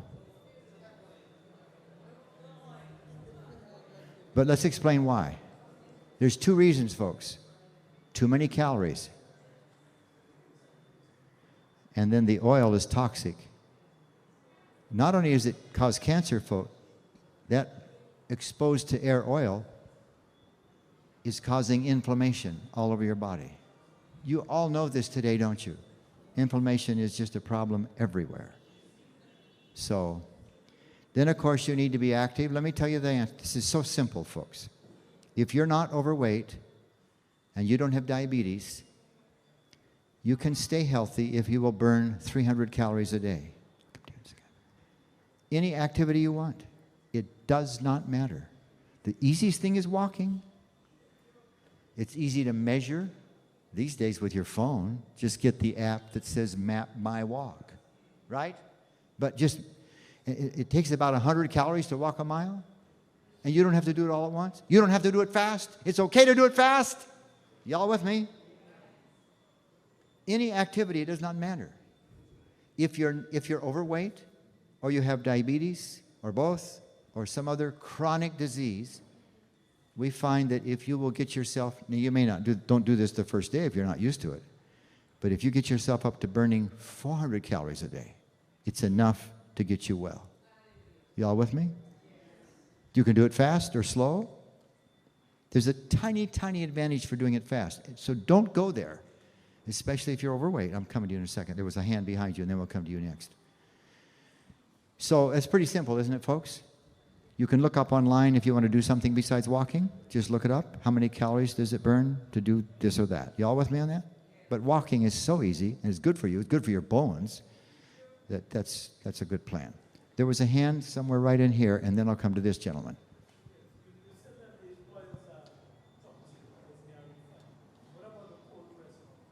Okay, very good question.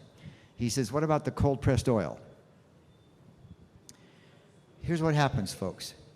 As soon as the oil is removed from the plant, it starts oxidizing.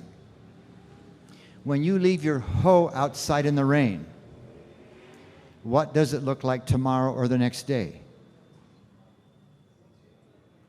Your hoe, your machete, rust, because the metal oxidized. Oxygen is a very toxic substance, it turns out. And it oxidizes the oil. Whether you cold press it or hot press it, the oil starts to oxidize. And it's toxic. It is a toxic chemical that damages tissue, causes... When I say damages tissue, folks, I don't know if you know this. All cancer, there is no exception, is the result of mutations to the DNA. And the oils, when they become oxidized, mutate the DNA. All cancer is caused by that. Now, they tell you, oh, this is cold-pressed virgin. That sure sounds good. It's crazy. It's you know, in order to get the oil out of that plant, whether it's an olive or whatever else, you may have the roller that squeezes it cold, but in order to get that oil out, you got to put such high pressure on it, it's going to be hot anyway. But even if it didn't get hot, folks, it started oxidizing. And when you put it in a pan or in bread in the oven, it oxidizes, pan that you're going to heat up, right? It oxidizes, I told you this, at a rate of 2 million times greater than it was oxidizing at room temperature. It's just like it's insanity. You're next after this gentleman. Are you clear on sir, are you clear on my answer? Okay. Oh, what's the app for measuring distance?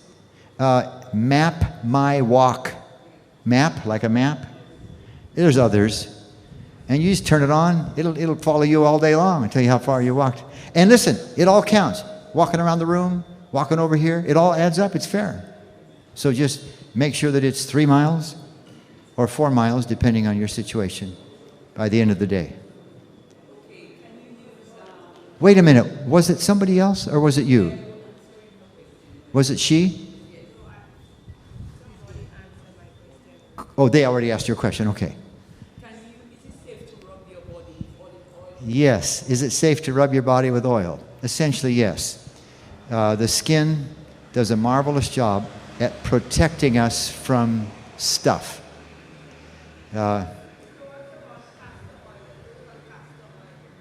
Castor oil? Castor oil is mostly saturated, not entirely. And the same problem, folks. Too many calories.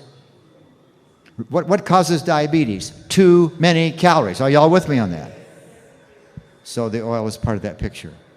But the part of the oil that is saturated does not oxidize at room temperature. Even at frying temperature, it doesn't oxidize. You can put a piece of lard on the back porch for the birds. Do you ever do that? The birds love it. Lard, pig fat, or beef fat, it won't spoil for 10 years because it's saturated. You put some oil, the minute you take it out of the plant, it is spoiling. What do we call the taste after a while that tells us the oil's spoiled? Rancidity. Listen, folks, it's there from the start. You just can't taste it yet. Y'all with me? Or smell it yet. Okay. I'm going to show you, I think, one more slide. I think it's here. 4 miles a day. You can do it in pieces. I think I told you that. Oh, here we go. This is our last thing. Let's take this lovely ear of corn. I'm talking about the edible portion, of course, the kernels. And let's take away all the carbohydrate, all the protein, all the vitamins and minerals, all the fiber, and all the phytochemicals. How many of you know the word phytochemicals? Can I see your hands? Let me do 2 minutes to give you the background. It's already been 30 years ago that a scientist wondered if there's anything besides fat, carbohydrate, protein, and vitamins and minerals in some plant. He chose garlic, but it wouldn't have mattered. He got the U.S. government to give him $11 million. And he found over 300 substances, chemicals, if you wish, in garlic that are not the regular nutrients we think of. Are y'all with me in what I'm trying to describe? And he bought a trainload of garlic and hired chemical companies to purify from the garlic these 300 different substances till he had large quantities of all of them. Y'all with me so far? Then he fed these one at a time to rats. And some of those substances were anti-cancer. Some of those substances were antibiotic. Some of them were toxic and killed the rats. And thus was born knowledge, fairly recently, of substances in plants which we never knew about before. Y'all with me? We have found, you don't seem very impressed. Are y'all with me? Did God put those things in the plants? Are they good for us? Well, they're not good for us that they kill us. But of course, we weren't supposed to take this stuff out and concentrate it, were we? Y'all with me? They fed those rats pure, whatever it was. Now, in the States, people are a lot dumber than in St. Lucia. They think that garlic is a miracle food because there's a bunch of stuff in there. Listen, folks, those phytochemicals are in every plant. In fact, the word phyto is a Greek word that means plant. This stuff is not found in animal products. Y'all with me on that? And we today have found over 10,000 of these substances that God put in there for us. Amen. Not found in animal products. They're good for us. So what the dumb Americans do, we promise you'll never tell them I said that. They go to the store and buy a bottle of that because they've heard it's good for them. What should you do instead of buying a bottle of something? Eat plants. Y'all with me, friends? Okay. So I've removed all the carbohydrate, protein, vitamin, mineral, fiber. What is left? I haven't heard it yet. Husk. I said the edible portion. Here's what's left. Oil. I didn't mean to, I wasn't trying to catch you out. But what have I not taken out? What? Oil. Y'all with me? All right. Let me show you something interesting. You have to do that to 14 ears of corn to get 1 tablespoon of oil.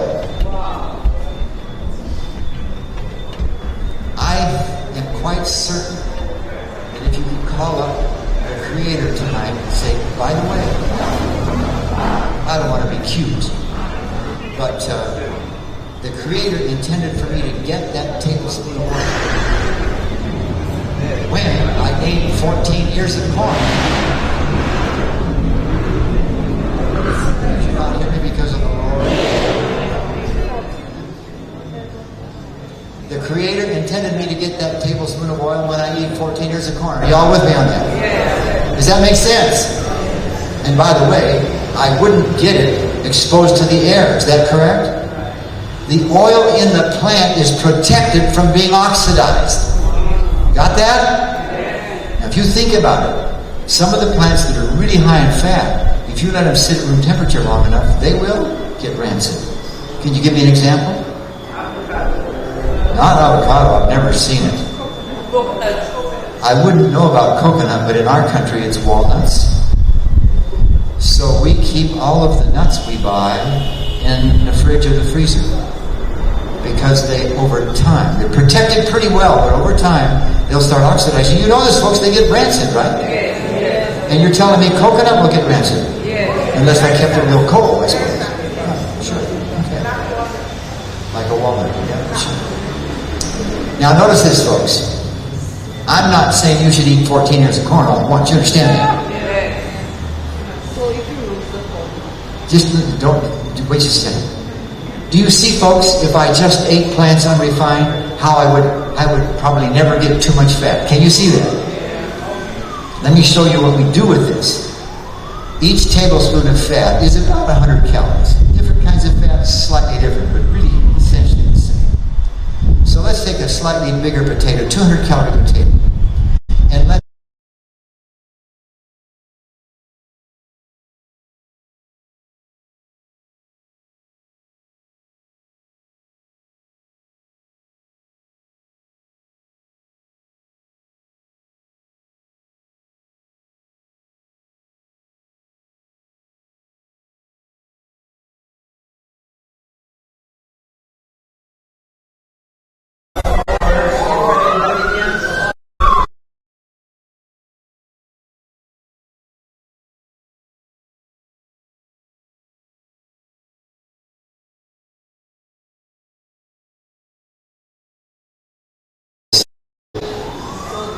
potato, oil, salt. Those are the ingredients. Any calories from the salt? No calories. So, if the potato supplied 200 calories, how many calories is left for the oil to supply? 800. Now notice something. So there's the 200 calories. Each tablespoon is how much calories? 100, about. So I'm going to have to use 8 more tablespoons of oil. Is that correct? Y'all with me? Yes. Let's have a look at that. 14 ears for each one. 112 ears of corn. In other words, God intended for you to get those 8 tablespoons of oil when you ate how much corn? Now, I know you're not as bad as I am. There was a time in my life, many, many years ago, when I would sit down and eat a whole bag all by myself. I know you've never done that. Right? Not too many people said right. But you understand the point. This is why we're killing ourselves, folks. With all of these chronic diseases. Now, there was a question, where was it? Right here.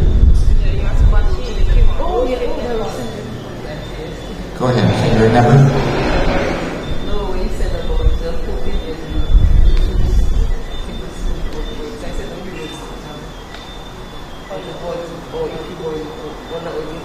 No, I'm not sure what your question is. Say the question for me. You said cooking is a tablespoon of oil. Okay, she says, I pointed out that if you squeezed it hard enough, you get a tablespoon of oil when you do it to 14 ears of corn. Okay, but when you roast it. When you roast the corn? Okay, her question is, so you roast the corn so you don't get the oil, right? No. I thank you for asking that question because I thought it would be clear. The corn has oil in it on purpose. God put it there. But I don't get very much oil when I just eat corn and even fill my tummy. Is that correct? How many ears of corn do you think you could eat at one meal if you ate nothing but corn? 5, 6, 7? Wouldn't you be rather full after 7 ears of corn? How much oil did you get with 7 ears? 7/14. How much is that?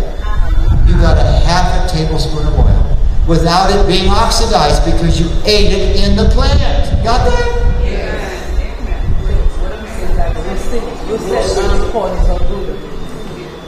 Are you asking if roasted corn is not good? No, cooking food is fine.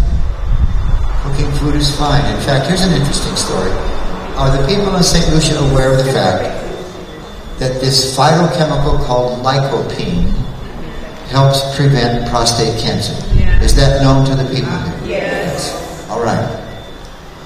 You get 8 times as much lycopene from the tomato if you cook it in comparison to eating it raw.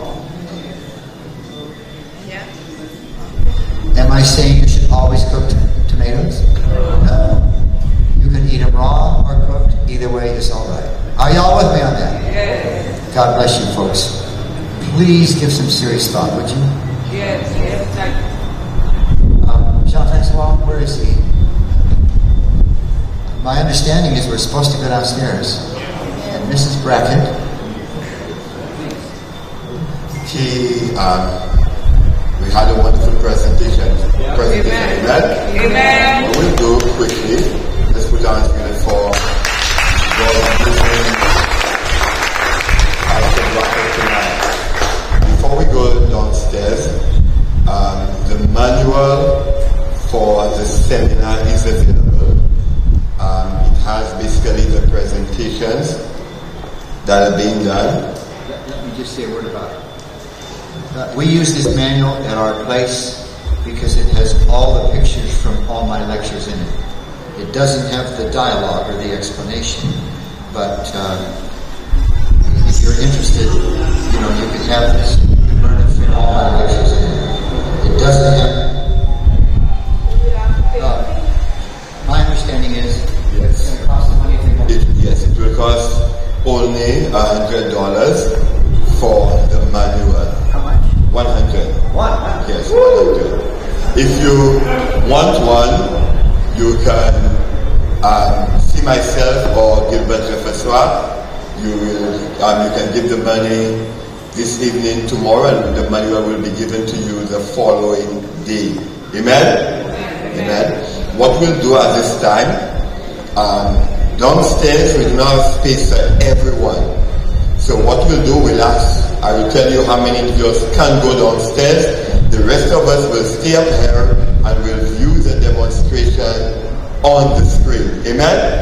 And afterwards we will go, those up here will go downstairs for your sample. Is that clear, everyone? We want to do it orderly so that everyone can see and participate. And what we'll do on a nightly basis, we'll rotate who goes downstairs. Amen? So for this evening, we will take the front rows up to the bench behind Dr. Kaya. So Dr. Kaya, wave your hand. Okay? So the bench directly, the row directly behind Dr. Kaya's, you can go downstairs. Let's do that right now. The rest of us will stay to view on the screen and will rotate on a nightly basis. So every night,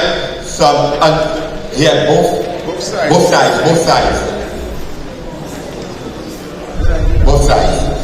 And the rest of us will view on the screen. And those viewing online, you can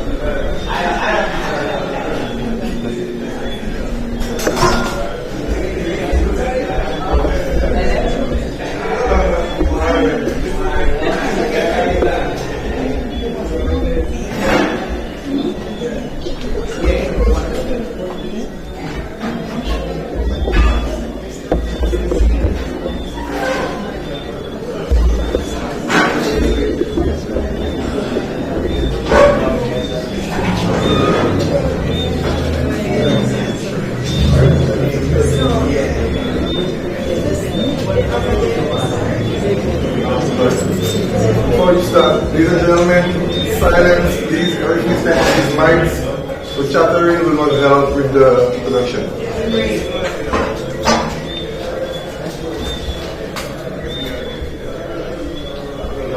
So, am I ready? Can I start? I guess I'll go ahead. I'll talk anyway, and when they're ready. That it's good to see all of you so patiently, crowding into this little room and coming here to see whatever it is that I'm going to show you. I feel a little bit humbled, I think, and I want to say this. My husband gives a very grand picture of what his wife can do. Completely true. But I want you to know that I'm no different than anybody else here. And if I can do this, so can you. And you may not do it just the way I do. We all have our different background and so on. But what we're asking and what we're teaching is really just to be as to make eating an experience that is just as much like what you're little changes. And if you do that, you don't have to make it complicated. We were served some meals since we've come here that were so good and so simple. At the medical school, I think it was, and where it is In Beaufort. in Beaufort, and I saw her here a little bit ago. I think she's here tonight with the woman that took us, Therese. Anyway, she arranged for us to have food from their cafeteria. The other people in the class all had a little bit of chicken on theirs, but they left that off of ours, and ours was just everything else that you are used to eating. It was some rice and some beans, and the beans were, and then there was ground provision, dashing and plantain, and there was two kinds of plantain. And then there was, what was it? There seemed like there was one more thing. Anyway, and the beans was over everything. And a salad. And the salad was just carrots, shredded carrots, and cabbage. And there was no dressing on it. And I understand that that's the way you're used to eating your salads usually. It's just plain, no? Okay, good, you left it off because they really didn't. They did the kind of dressing they did. But it was very good all together, and we felt very satisfied with that meal. Very satisfied. It lasted I think that ground provision is very filling. So anyway. We thought it was delicious. Yeah, we did. Now I want to. So I guess my point is, if you do what you do, but just learn to enjoy it without the oil and the fat and the meat, it still can taste delicious if you season it up properly. Don't eat it plain. Don't leave off the salt. If it's bland besides, you will be really wondering how you're going to do this the rest of your life. But make it tasty and make it simple, and learn, one or two recipes a month maybe. And by the end of the year, you'll have really transformed your way of eating. And like Jim says, don't rush. Okay, so I'm going to show you 3 spreads that you can put on bread or crackers. Crackers are a little bit of a challenge because it's hard to find really good, totally whole grain and no oil crackers. But bread, you can do pretty well with it. They have some very nice breads here. So one of my favorite places to start with a class is to show people what you can put on things, like a baked potato. You can make a very simple low-fat gravy or dressing or a butter that I'm going to show you on another night, made out of coconut milk and cornmeal. And it tastes a lot like butter and very simple to make. So, but tonight I'm going to show you this page in our cookbook on page 58. And you don't have cookbooks, most of you, do you? How many of you have a cookbook? 7 Secrets. There's a few hands. They are for sale at the ABC, which I'm going to we'll tell you more about that place. Most of you know about the ABC, don't you? The Adventist Book Center. It's a good resource place for a lot of the things that we're going to be using. So, the spread that I'm going to show you right now is hummus. How many of you are familiar with a spread called hummus? Hummus tahini. Usually tahini is put in it. Hummus just means a mixture, a blended mixture or smashed or whatever else people maybe make it. And then the tahini is a sesame seed spread. And this, I believe, was purchased at the ABC, but I think the grocery stores here have it. I actually prefer now using just sesame seeds instead of buying this, and it's cheaper. But the sesame seeds, I brown them a little bit, toast them in a pan. I just take a pan like this and put the sesame seeds in there, about a third cup for a recipe like this. Stir them around and until they begin to kind of pop in the pan. You don't put any oil, no water, just dry, and they get a nice roasted flavor. And then I put that in my blender along with a can of chickpeas or garbanzo beans. And I'm going to actually make a big recipe of this because we have a lot of people here. This is 3 times the recipe.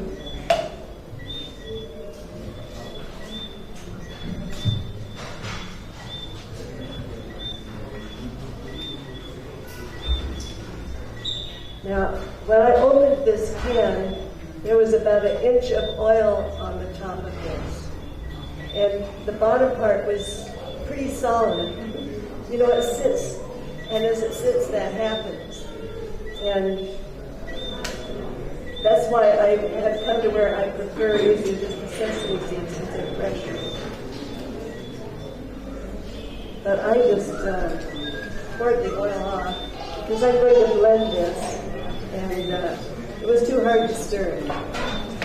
The problem if she stirred it is all of that oil that's oxidizing would be in your food. So in the end, we try not to even use this kind of thing. But at least she poured the oil off. And then we put some garlic in here. Now don't look. If he knows that I put garlic in things, then he's worried that he's not going to like it. I was saying normally the liquid from the piece is really out before you use it. I realize just pour it. Yes, I used the liquid just from one can. The other can still had a little bit of liquid. What I usually do is pour off about half the liquid and use the other half. But if you don't like using that liquid, some people drain it all the way out and then use some water. So you can do it either way. And then I'm putting salt in there. I'm just following the recipe. And then there's lemon juice. 2 tablespoons per recipe.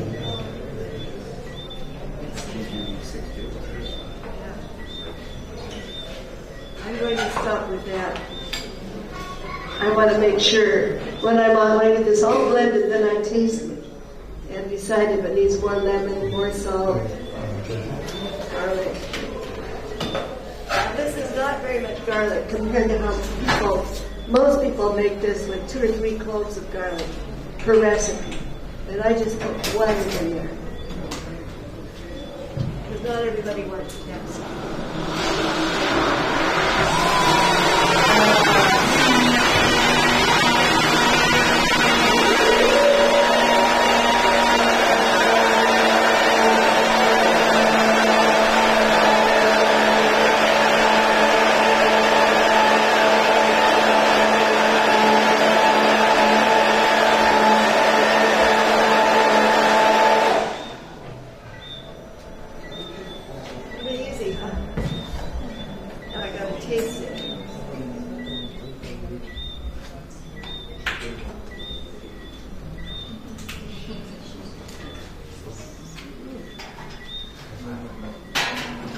That's just right.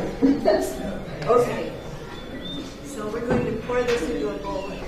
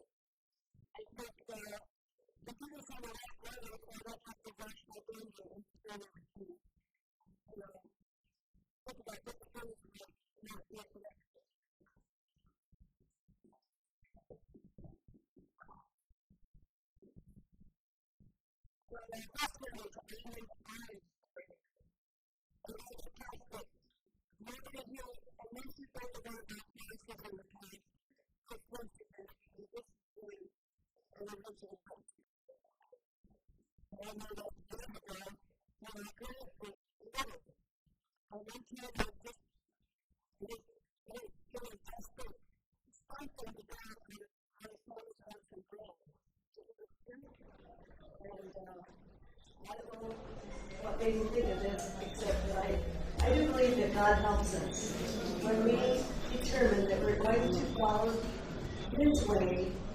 He gives us ideas.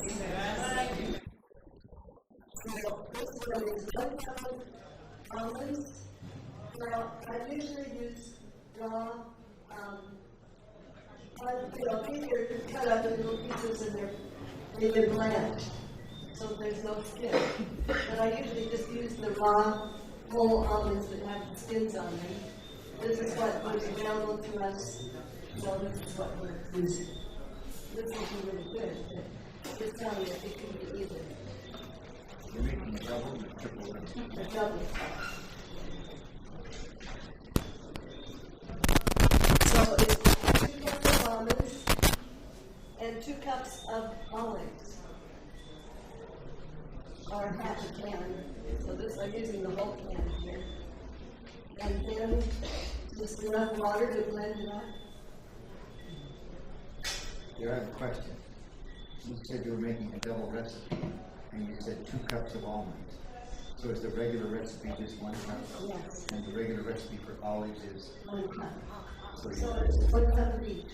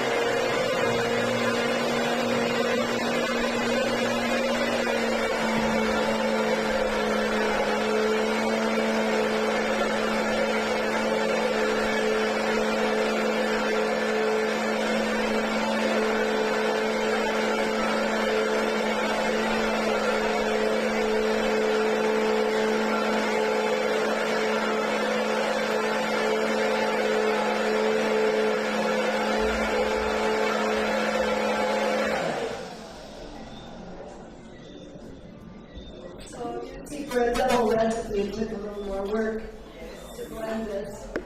A single recipe, you can do that in a, it doesn't have to be a Vitamix, a high-powered blender. You can do it in a smaller blender too. that was onion powder, garlic powder, and salt. So just for those of you who don't have a book, I should tell you that this recipe is 1 cup of almonds, 1 cup of olives, a half teaspoon of salt, and a half teaspoon of garlic powder, and 2 teaspoons of onion powder.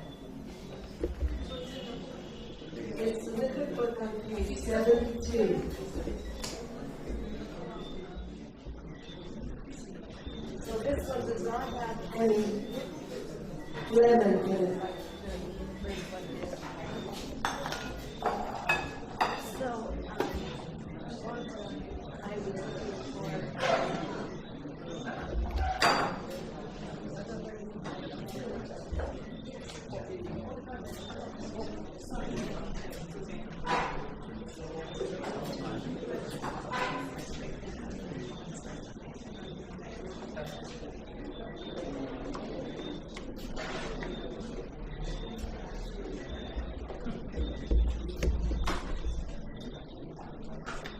So this is one that is on the same page with the almond olive spread in this book. And I really would like to be able to give you copies at least of the recipes that you have in samples on. I'm sorry that I don't have that for you tonight, but by tomorrow night I'm hoping, I'm just saying this without checking, I guess, but I'm hoping that we can give them to you, those recipes. So, for the mock salmon spread, and you see, there's a little bit like the almond olive spread. Oh, I should have told her she doesn't have to watch it.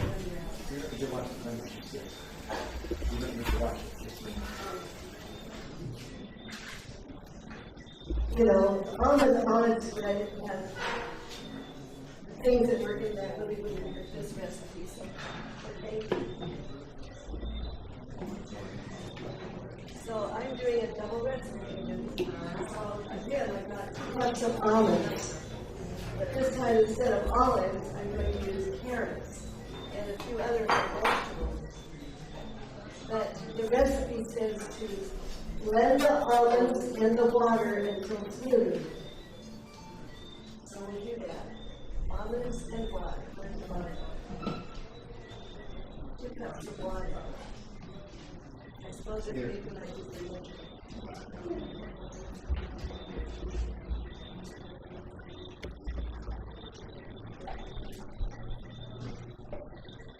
You know, our host here, Gilbert, from his job, gave us ideas of what he's had before he really liked. And this was on the top of his list. He said, oh, let's do those spreads. And the mock salmon spread. He really liked that. So we're going to do that. Just the almonds and the water to start.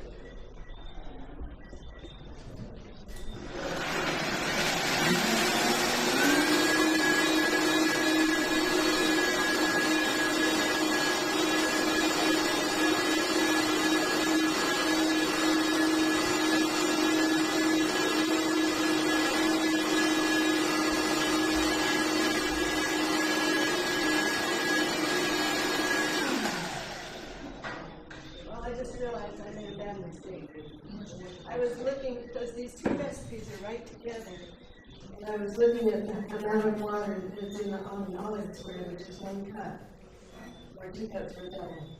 And I should have only put in 1 cup for a double instead of 2 cups. So this has got too much water in it. So I put another cup of almond, no, I don't think so. Okay. Just be a little runny. Sorry.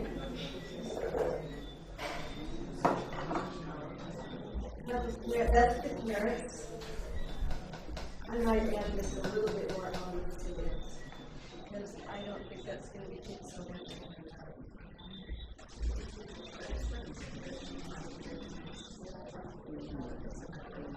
About half.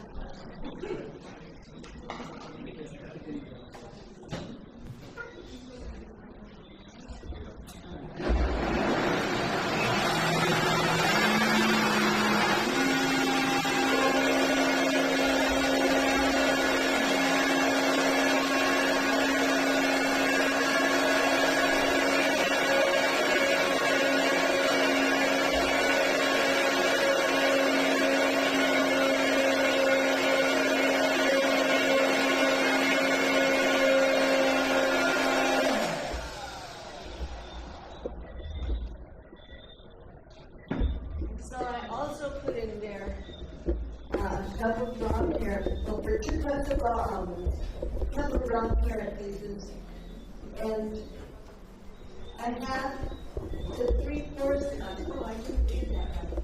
So maybe it's less than that. Okay, of carrot juice or water. A tablespoon of lemon juice, which I still have.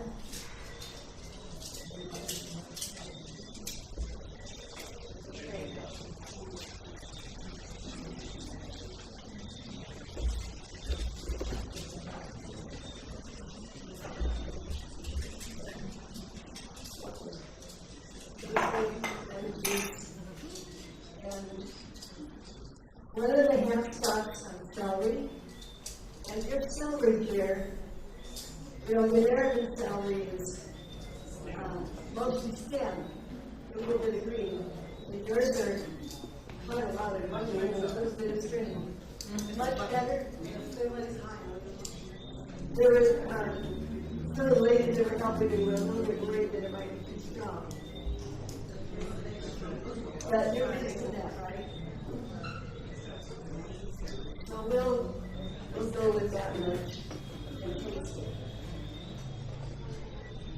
But I know when we were in Dominican, we were using seasoning, and celery, onions, which I and what else? Anyway, really good stuff. We really enjoyed the seasoning. And this is green onions, or chives. And it's a pinch of salt and paprika. Myself.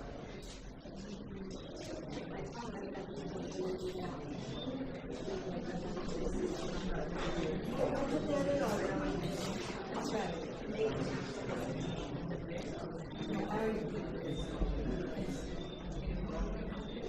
When you're up in front of people trying to make a recipe, it's amazing how mixed up you can get.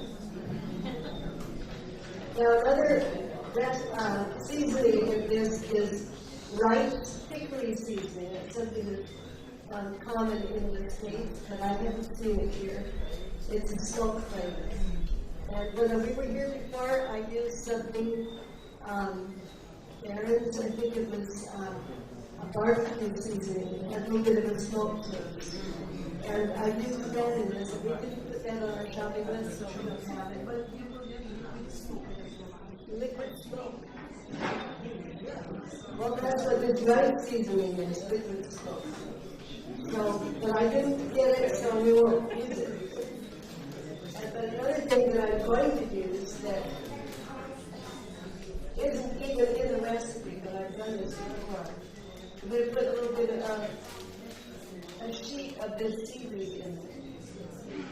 And this will give it kind of a fishy taste.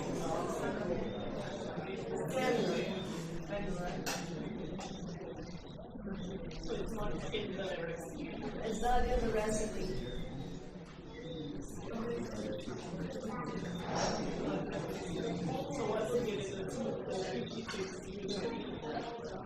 Yes.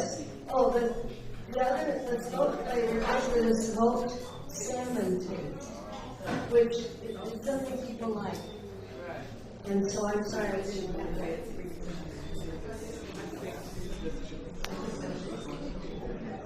Yeah. Anyway, this is the double recipe.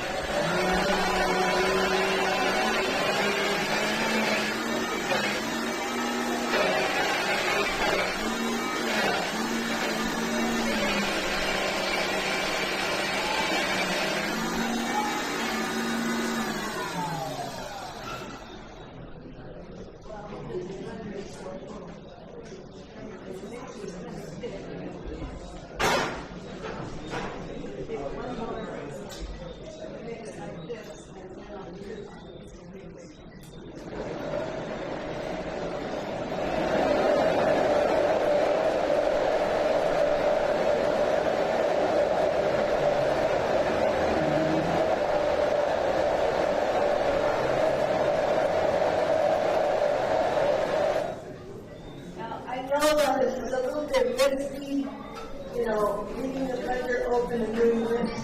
That makes Senator nervous. I'm used to doing that, and I probably get a little bit too careless sometimes.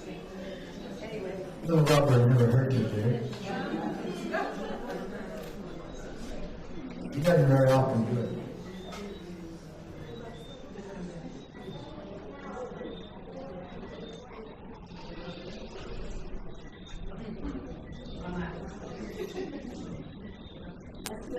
It really needs that smoke. Just imagine it as you're tasting it. And go home and put it in your recipe. I think it could be just a little more than.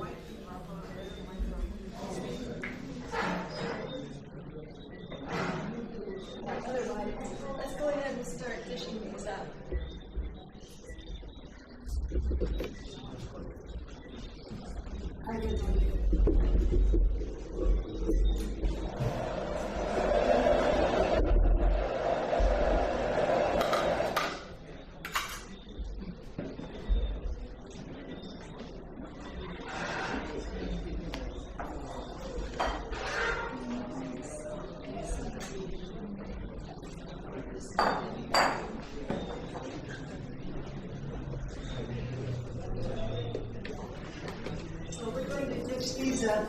And give you a little plate with 3 crackers and 3 different ones for you to taste.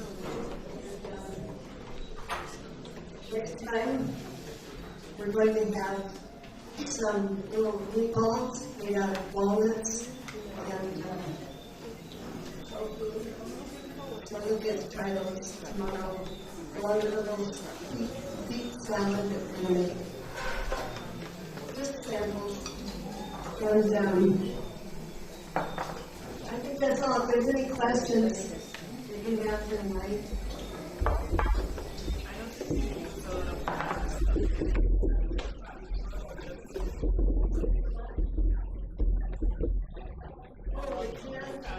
The chickpeas, she was saying she noticed that I used the canned garbanzo beans. Actually, it was our intention to use the dry ones and cook them today, but you know, we just didn't quite get together with the shopping at the right time. So we sorted to the canned. If you keep a couple of those cans on your shelf for emergencies, it's really handy. But really, I think that it's better when you use the dry ones for yourself.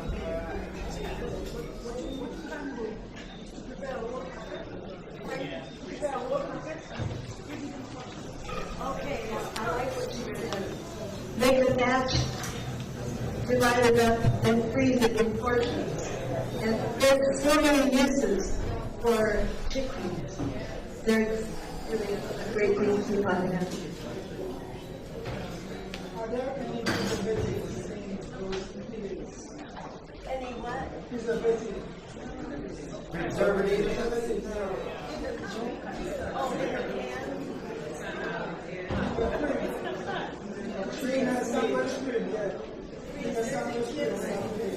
Let me just make a comment on that. If you're concerned about it, just cook the beans instead of using the can. The issue of preservatives is almost minuscule in comparison to all this other stuff we're trying to get people to do. But if you want to leave it out, it's okay. Okay, what you just blended, I'm asking how long can you keep it for? How long before you put your, how long can you keep it? After it's blended, the almond olive spread, I put that in my bed right away because it is not a good keeper. It only keeps about 4 or 5 days, and it'll start to turn. But I think it's similar with these other ones. So you can freeze them. I've frozen the almond olive spread. If I have more than I can use at one time. This carrot spread would be a little challenging maybe because it has fresh veggies in it. I think you still could. It would be okay, but it would change it some because to freeze it. But hummus. Oh, that is really funny. The garbanzo bean hummus. It brings that. All right. What's the instructions? Did they come? Are you going to hand it out to them, or do they walk up, or what? You're going to hand them out? Okay. Now, in looking at this, when I made the hummus, this lady said to me something about, was it you or you, about the juice in it, and I kind of wish that I hadn't added quite as much of the juice in it as I did. It's a little runnier. It could be good, but, you know, just got to keep that in mind. It's better to start with less and add more than to start with much and drink it.